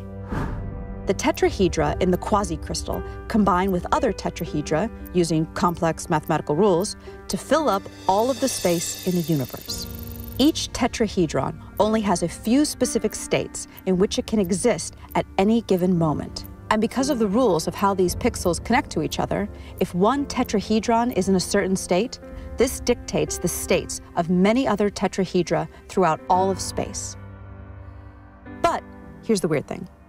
If a certain tetrahedron can be in any one of just a few possible states in a given moment, who or what chooses the state it should be in at any given moment? Well, for such a choice to be made, we need to scientifically, mathematically, and logically bring in a new element into physics. And that element is consciousness. If you're not a scientist, you might be surprised to learn that nobody actually knows the exact value of the speed of light. We have a close approximation, but not the exact value. The closest we can get to measuring it has to do with the precision of our machines. But no matter how precise our machines get, we will never be able to measure the exact speed of light without a theory that tells us what it is and why it is. And none of the current physics theories do that. I like this chick. I had to subscribe to this. She's like a brain ninja. Oh, look! Professor Einstein, you look so cute. So I look pretty here? Yes, yes. No, wait, that's my bad side. But if I go... Ja, das ist gut. What if I stick up my tongue like this? Sehr gut. Oh. Our best physics theories, Einstein's theory of relativity and quantum mechanics, both use the speed of light as a starting point. In other words, they use an inexact measurement of the speed of light without explaining why it is, what it is, or why the universe even has a speed limit in the first place. We need a new theory. And such a theory is what the physicists and mathematicians of quantum gravity research in Los Angeles are working on.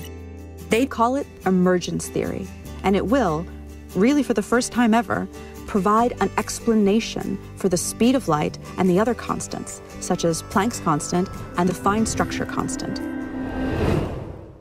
Basically, what is needed is a theory of everything, a theory that explains the very fundamental aspects of reality. String theory, which once held a lot of promise for possibly being a successful theory of everything, has not made any successful predictions. And regardless of predictions, the theory itself isn't actually a theory of everything. It's just not, because it can't explain the speed of light or the other constants.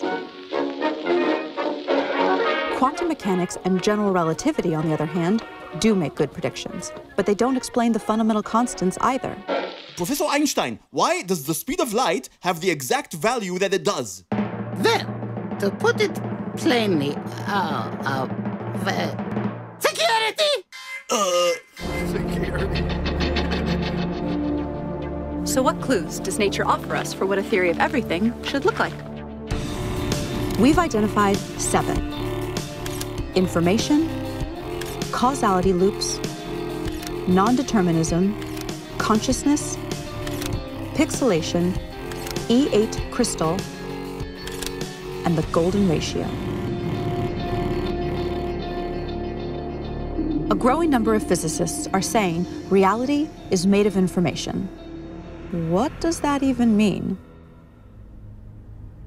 Well, information is meaning in the form of symbolism. A language or code provide this kind of information-conveying symbolism. A very different type of symbol is one that represents... I think, man, the best way to teach people is to teach people like they're a dummy. And then gradually get it more and more into it. Like if you jump in just throwing big stuff out there without teaching people what it is, you kind of get lost and you wouldn't want to watch the video. But she's doing such a good job of teaching you the subject matter in a cool, funny kind of way, like with the string theory and stuff, that you're kind of drawn into it and you're kind of learning something, right? I think that's a really good way to learn stuff. I think even if you teach kids, if you find something they're interested in and you teach them everything around that, they'll learn so much faster. I'm telling you. You just got to be interested in what you're learning in. And if you are, you'll pick it up really quick. Itself. Geometric symbols can do that. A cube can represent love, if we say it does. Or it can represent, really with minimal subjectivity, itself. Could there be a language or code made out of geometry? What type of information would such a language express? Quantum physics theory and classical physics indicate that reality is made of information. And there is no evidence that reality is made of anything other than information. Many physicists agree with this, and many don't. But those that don't agree that reality is made of information have no explanation for what reality is, if it's not information. Gentlemen? Reality is made of information. Nope. Yes, it is made of information. No. Okay, so what is it made of if not information?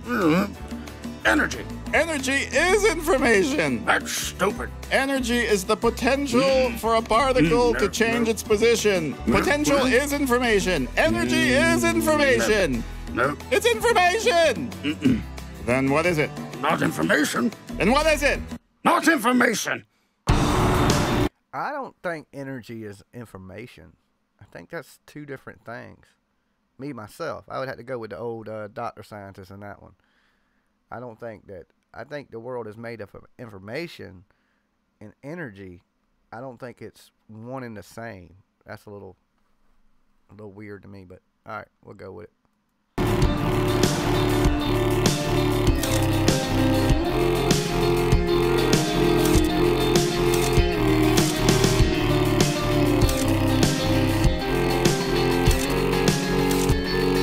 Reality is geometric.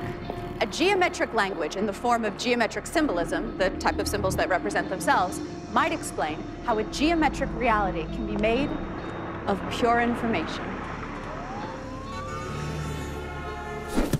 Information implies meaning, but what is meaning? Meaning is a comparison. That's what we do. But we do it so fast, we don't realize we're doing it. We look at something and we match it to something from our database. We say, that is a crosswalk. That is a building, not a crosswalk. That is a window, not a building. So meaning is the perception of something relative to something else. So therefore, meaning is subjective and requires choice. Can we get some dramatic music here?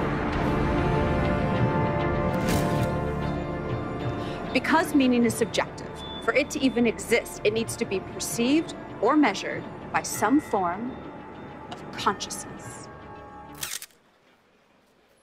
Einstein showed how the past and the future exist simultaneously in one geometric object. So all time exists all the time. Let me say that again. All time exists all the time.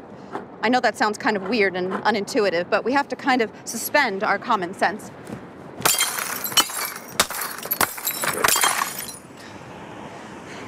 And accept that mathematically, and according to the best physics formulas we have, that actually makes sense. So, let's visualize the geometric object that Einstein spoke about as a block.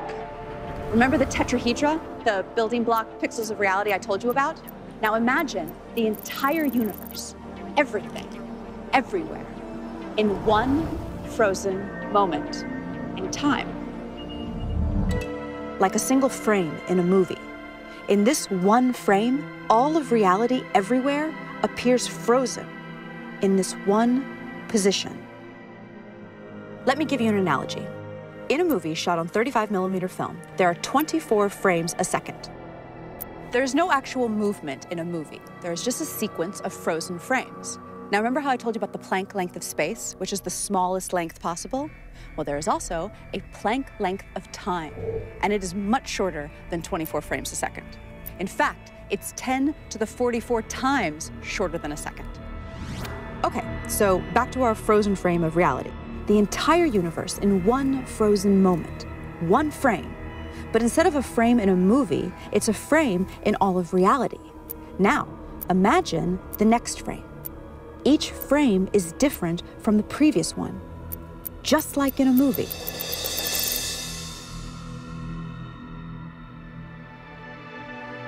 See how all frames exist in Einstein's space-time all at once? Okay, now here's where things get really, really weird. We assume that the past influences the future. That's how we appear to experience reality. But when you look at this block, why would one side be the past and one side be the future? Why go left to right and not right to left? Why can't the future influence the past? Take away the names past and future if that helps you think of this concept. So what if the past influences the future and the future influences the past in an endless feedback loop?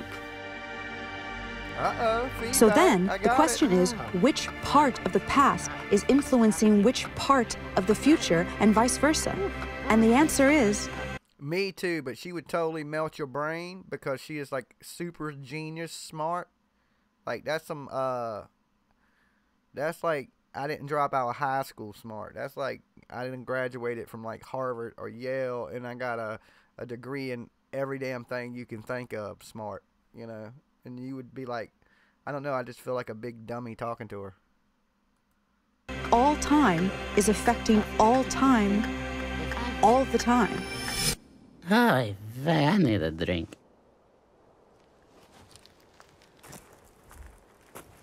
Yes, I agree. This could explain the Mandela effect. It's just the Can future 20 years messing from with the now past, and the past is influence messing me with now, the future. just as I influence her?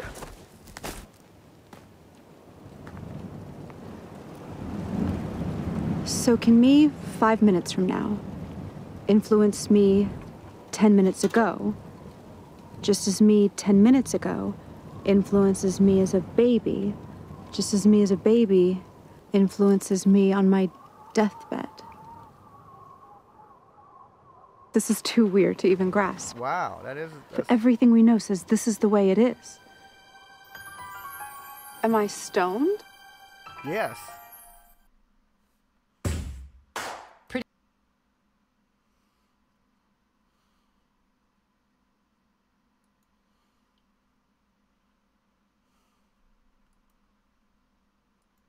Am I stoned? Okay, so if every moment is co-creating every other moment, both forward and backward in time, then reality would be this massive neural network spanning space and time. This type of network would have one even way stranger quality than anything we've talked about so far. It would be its own creator. But the fact that all time exists all the time does not mean that the future is written in stone, and we're some kind of programmed animation or something. That's what they used to believe, though. Years ago, it was popular to believe in the somewhat bummer idea of reality being a deterministic program playing itself out. Light is scattered by electrons and is bounced off electrons. The famous double-slit experiment ruled out determinism. Look it up if you've never heard of it. It's wild and is one of the cornerstones of modern physics. But for now, take my word for it. It ruled out determinism and ushered in a new era of non-determinism, or basically, free will. So, how does free will work? One of the most surprising discoveries of quantum physics is that reality only exists when it is observed. That literally, particles do not exist until they are observed. Famous physicist John Wheeler, he's the guy who came up with the term black hole, says that reality is made of information, which is created by observation. The observation must be made, he says, by something conscious. And Nobel Prize winner Frank Wilczek said that quantum theory is contentious and obscure, and that it will remain that way until someone constructs, within the formalism of quantum mechanics, an observer, a model entity whose states correspond to a recognizable caricature of conscious awareness. That's me. I An make entity, everything. I'm making reality. an observer. Right now. I'm observing. So Frank Wilczek is basically talking about an entity, not necessarily a human being or an animal, that is capable of generating information by observing and measuring. But what would that conscious entity be? Well, we definitely know that consciousness exists in the universe. I mean, at least in us humans, right? I mean, I'm conscious, you're conscious, he's conscious, I think. I'm conscious.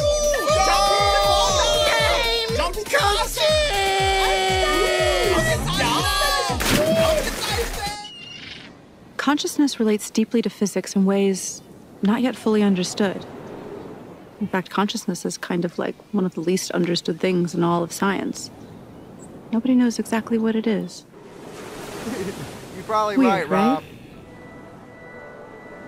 So if reality is pure information, if everything...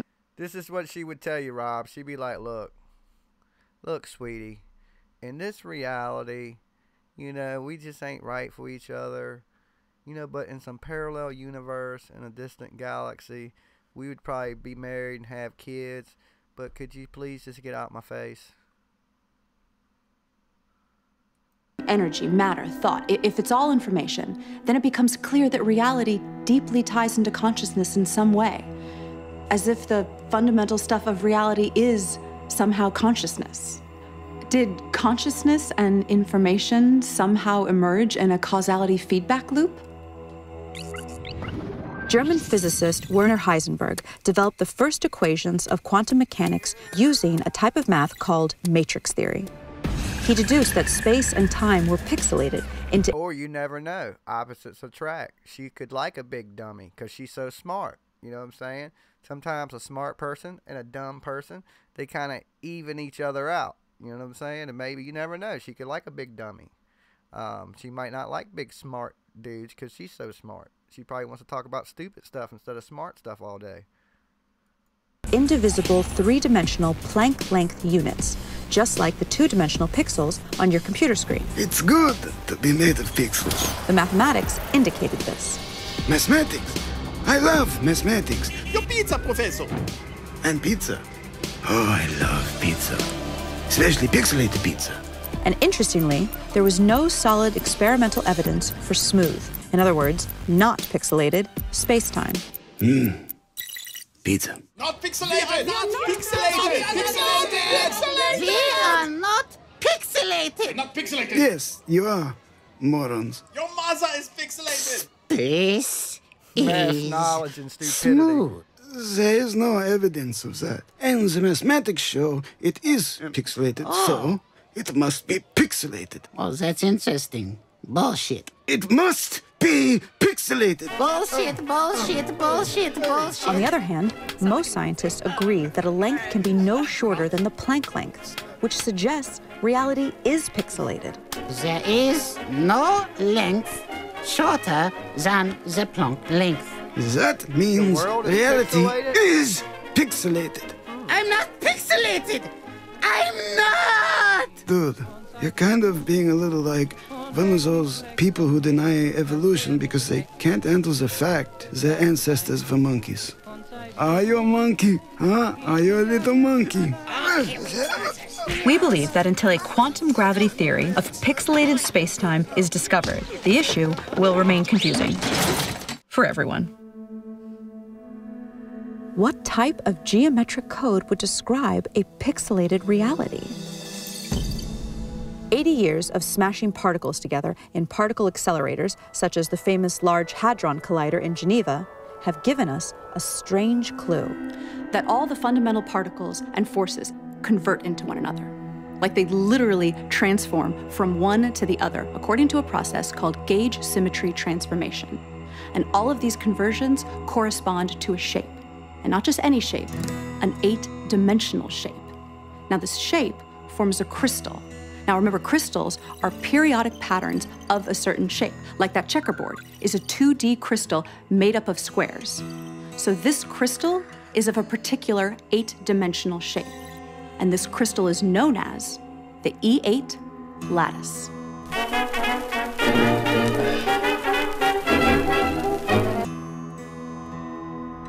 To generate that 3D quasicrystal, the substructure at the pixelated fabric of reality, we project this 8D crystal to 4D. And then we convert that to 3D. Now, just like the basic cell shape of the 3D cubic lattice is the cube, the cell shape of the E8 lattice is an 8D shape with 240 vertices. We call it the Gaussian polytope. When the Gaussian polytope is projected to 4D, it becomes two identical shapes of different sizes. The ratio of their sizes is a unique number, 0.618, also known as the golden ratio. The golden ratio. The golden ratio may be the fundamental constant of nature. It is a ratio that is fundamental to circumscribed equilateral triangles, and it's weirdly ubiquitous in the universe, appearing everywhere from the quantum to celestial scales. Ever so interestingly, it appears in black holes. I don't want to fly into a black hole! I wish I never theorized your existence!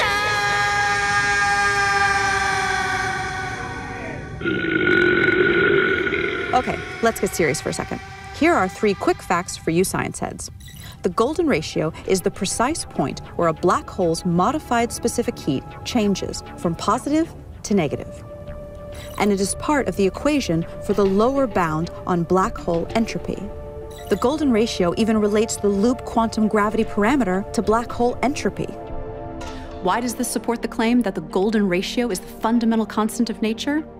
Because a theory of everything must unite general relativity with quantum mechanics. And a black hole is where these two theories converge at their limits. Okay, so bear with me through some really weird math right now, and I'll reward you with some amazing footage of John Malkovich getting a pie in the face. There's a type of mathematics called matrix mathematics. No, not that type of matrix.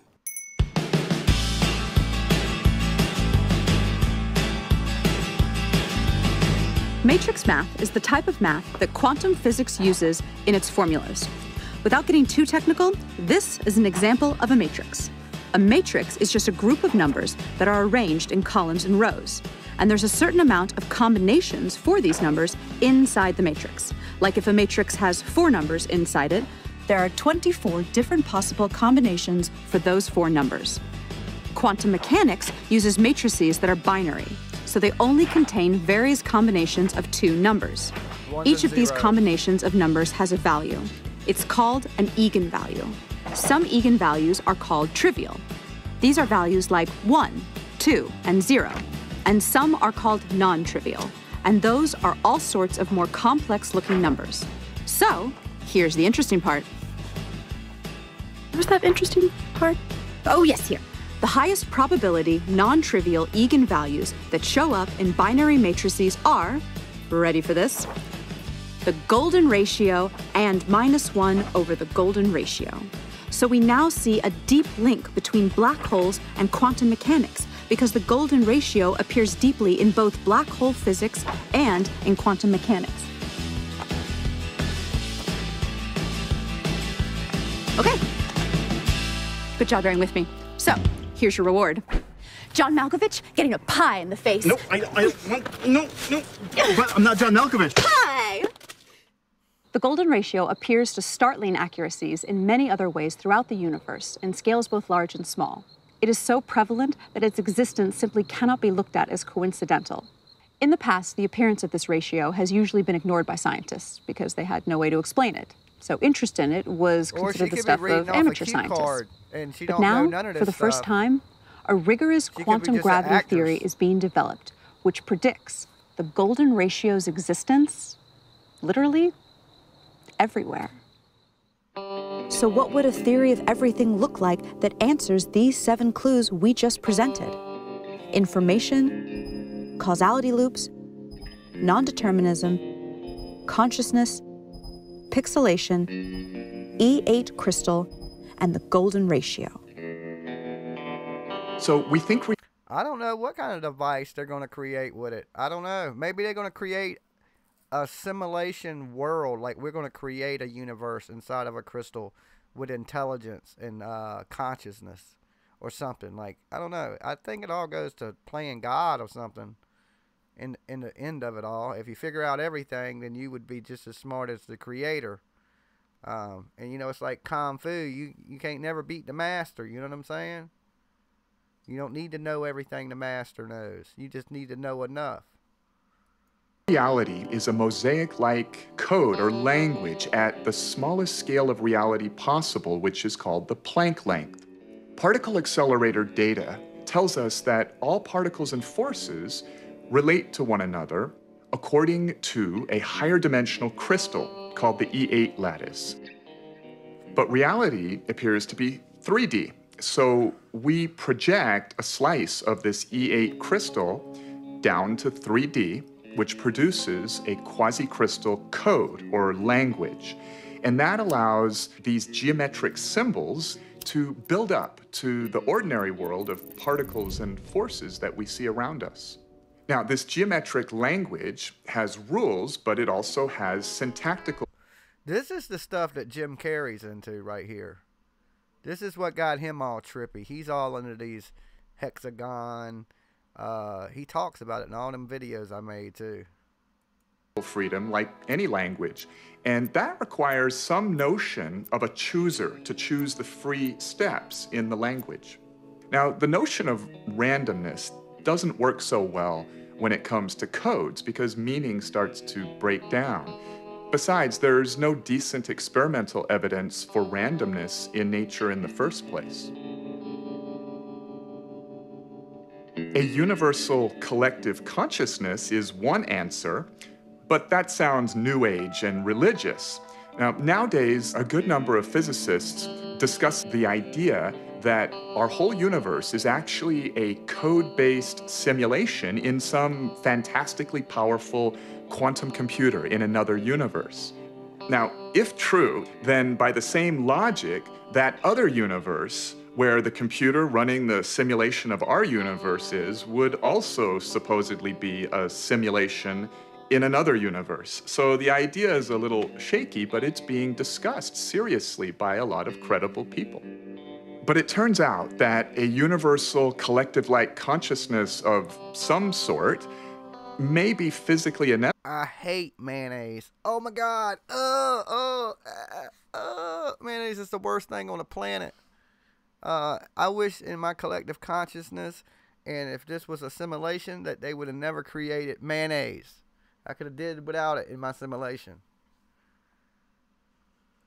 Inevitable.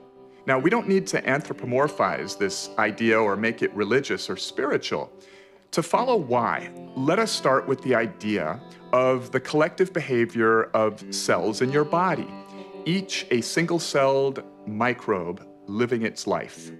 A long time ago, only this sort of cellular life form existed here on Earth. These little guys were not too smart, but they did choose what direction to swim and could chase nutrients, reproduce, and run from dangerous things. They made choices with their very simple systems of environmental awareness and desire to survive. Then they self-organized into colonies that were smarter as a group and had more environmental awareness than the individuals. Eventually, animals such as humans emerged. Sophisticated forms of awareness and consciousness now float on an ocean of 37 trillion living cells, self-organized as a human being. It is specifically the laws of physics that caused electrons and quarks to self-organize into 81 stable atoms, and from there, into human consciousness. And physics places no upper limit on the amount of energy and matter that can self-organize into conscious systems.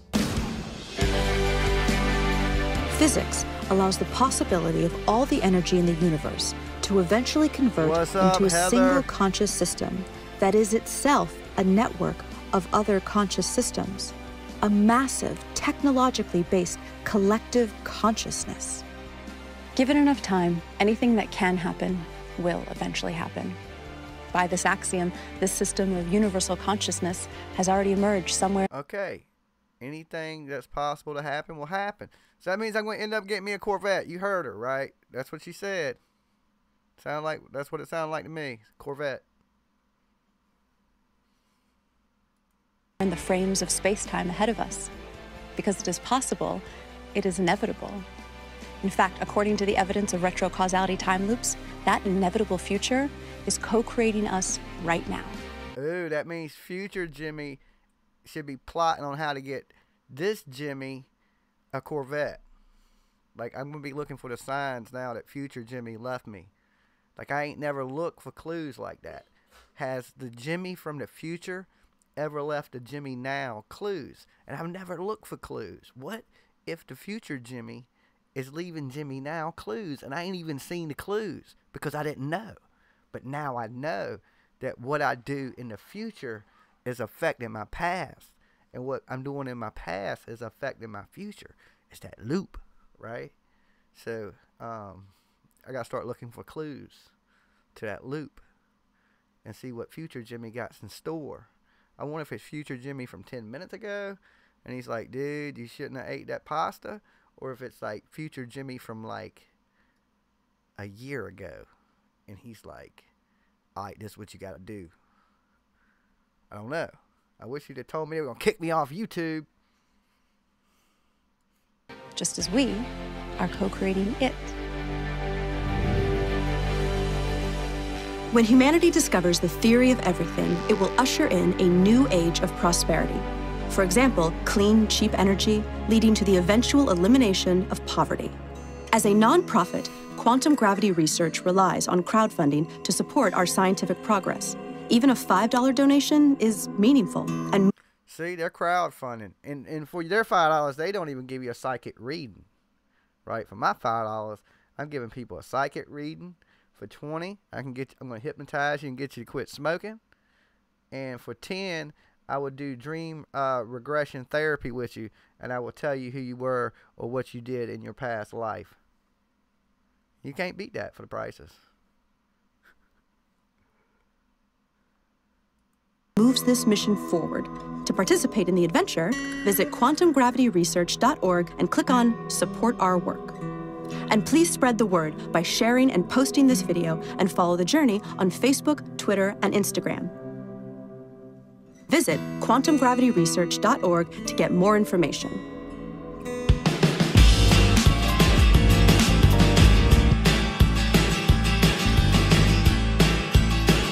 I chose CPI University.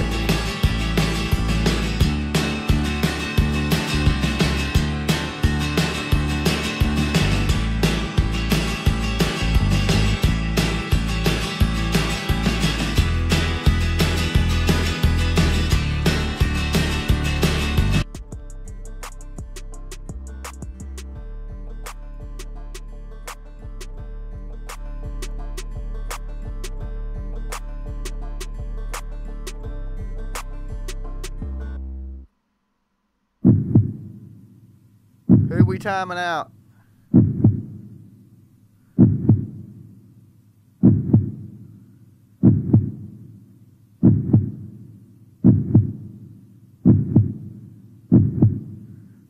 Okay, let me pay attention to what y'all talking about now.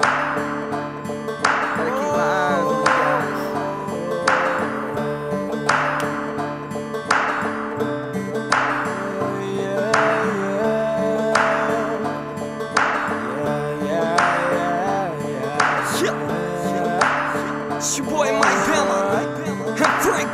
Okay, I'm sold. If it's gonna make me a Corvette, in my next video I'll talk about it, and it better get me 1 million plays. And I'm gonna put 70,000 commercials in it, and y'all gonna have to watch all 70,000 and then pay for my Corvette. Future Jimmy said that, not me, man. That was a clue he left. You know I'm just playing, but I ain't playing about my psychic readings. That's real.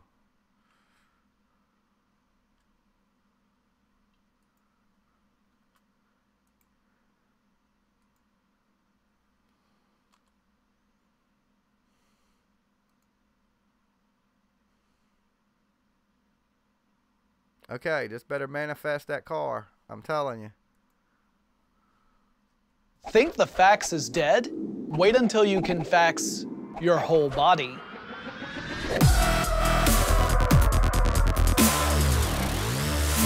You know, back in our self-reconfiguring modular robots episode, we talked about robots that can reshape and reform themselves so that they can do any particular task perfectly. Well, what if we take that same idea, but think small? I mean really small. I'm talking about programmable matter, actual three-dimensional tactile material that can take on any predetermined shape and then change shapes on demand. Imagine that we have a programmable material workstation. That might include a little trough with some beige putty in it. And this putty looks totally normal until you send it some information, like a virtual model of a three-dimensional object. And then it springs into action, forming that object right in front of your eyes. Now, it sounds like it's the stuff of science fiction, and that crazy kind of technology has to be 100 years away, right? Maybe, but maybe not. One approach to programmable matter is claytronics, which is an idea that came out of Carnegie Mellon University and Intel. The base unit of claytronics is the cadom, the computerized atom. Now, these cadoms can work together to form three-dimensional objects on demand. And building that kind of machine is pretty tricky. They have to be able to receive energy. They have to be able to communicate with one another. And they have to be able to move around, preferably without having any moving parts of their own. So several years ago, Carnegie Mellon researchers built cadom cylindrical prototypes that were 44 millimeters in diameter. Now, these things were able to move around on a two-dimensional plane, pushing and pulling against each other using electromagnets. In the future, we want to see even smaller cadoms, maybe just a millimeter in size, or the size of a grain of sand, or maybe even smaller than that. Now, in a future where this is a reality, where we have programmable material, why should we be excited about it? Well, think about it. Email has pretty much rendered the fax obsolete. But what if you could fax three-dimensional objects? Let's say that I have a trough full of claytronic cadoms in front of me, and I take an object and dip it into that trough. The cadoms flow over it, creating a virtual model of the object I've put into it. and then I send that to you, and you have your own trough of claytronic atoms that assemble themselves into that same three-dimensional object. Boom! I just sent you a copy of a real physical thing. Or in the far future, it could be part of telepresence. Forget phone calls, forget video calls. I would be able to create a full three-dimensional claytronic version of myself that could appear in front of you and give you a handshake or even a hug. The entertainment applications for this alone are astounding. Imagine playing a video game and the characters literally leap off the screen and become three-dimensional creatures in your home. And if this stuff becomes plentiful and cheap enough, we could have objects disassembling and reassembling themselves everywhere. Let's say I've got a bunch of friends coming over for dinner and I want to make sure I got enough seats for them. Well, I could use claytronics to build the furniture right then and there. Then, when my guests leave, I could have it disassemble back into those individual atoms and go into a vat for storage. One thing we have to take into consideration is this amazing future may never appear during our lifetimes. But I'm still really excited by the prospect of people working on this technology. And we don't even know where it could go. I mean, when people first started making computers, they had no way of knowing that the future would turn out to be as amazing as our present is. That brings me to this week's question for you guys. If you had a big old vat of claytronic atoms in front of you, what's the first thing you build with it? I want to know in the comments. A Corvette, of course. Okay, guys. I'm going to take a little break from this for a little while because I need to cut these lights off and for a minute. And I'll be back in about an hour. If y'all guys are still up, make sure you tune in, hang out with me. So, let me end it with, let's see. I'm going to end it with this song right here. From down in Florida back up to Alabama, all the country girls love me and my country grammar. Got them Georgia boys with me out in hot Atlanta, and we got some real pretty ladies from Louisiana. Everywhere we go,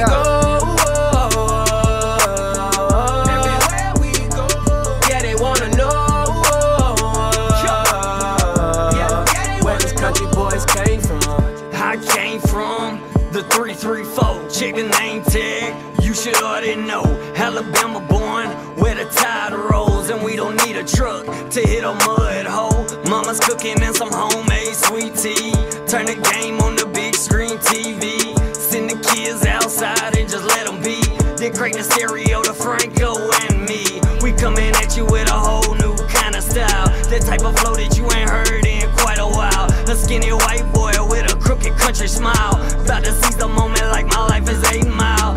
Teamed up with some brand new cats. Franco got the voice to give your girl a heart attack. FJ dropping bars like you write some by the pack. And Dot stays in the studio mixing up the track. From down in Florida back up to Alabama, all the country girls love me and my country grammar.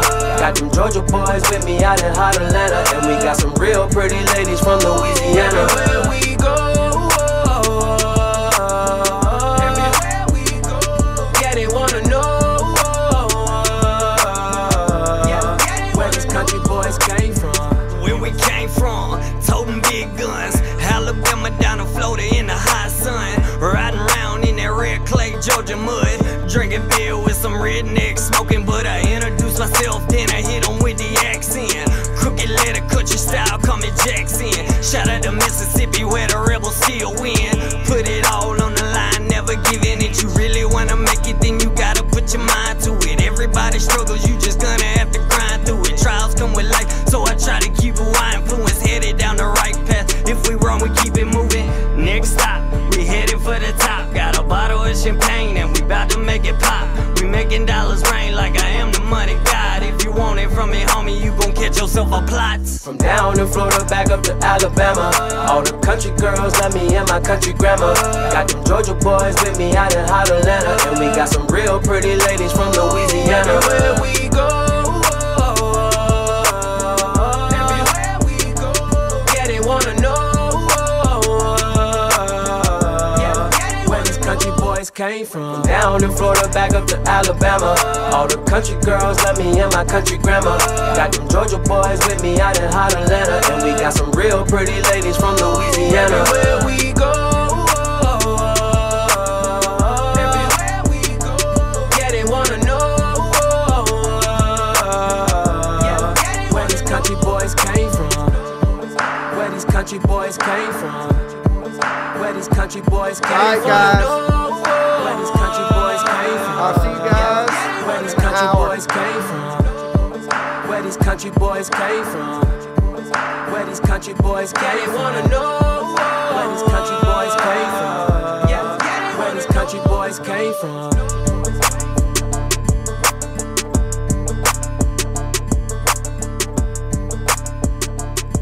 Y'all take it easy till I get back. Catch y'all in just a little bit, guys.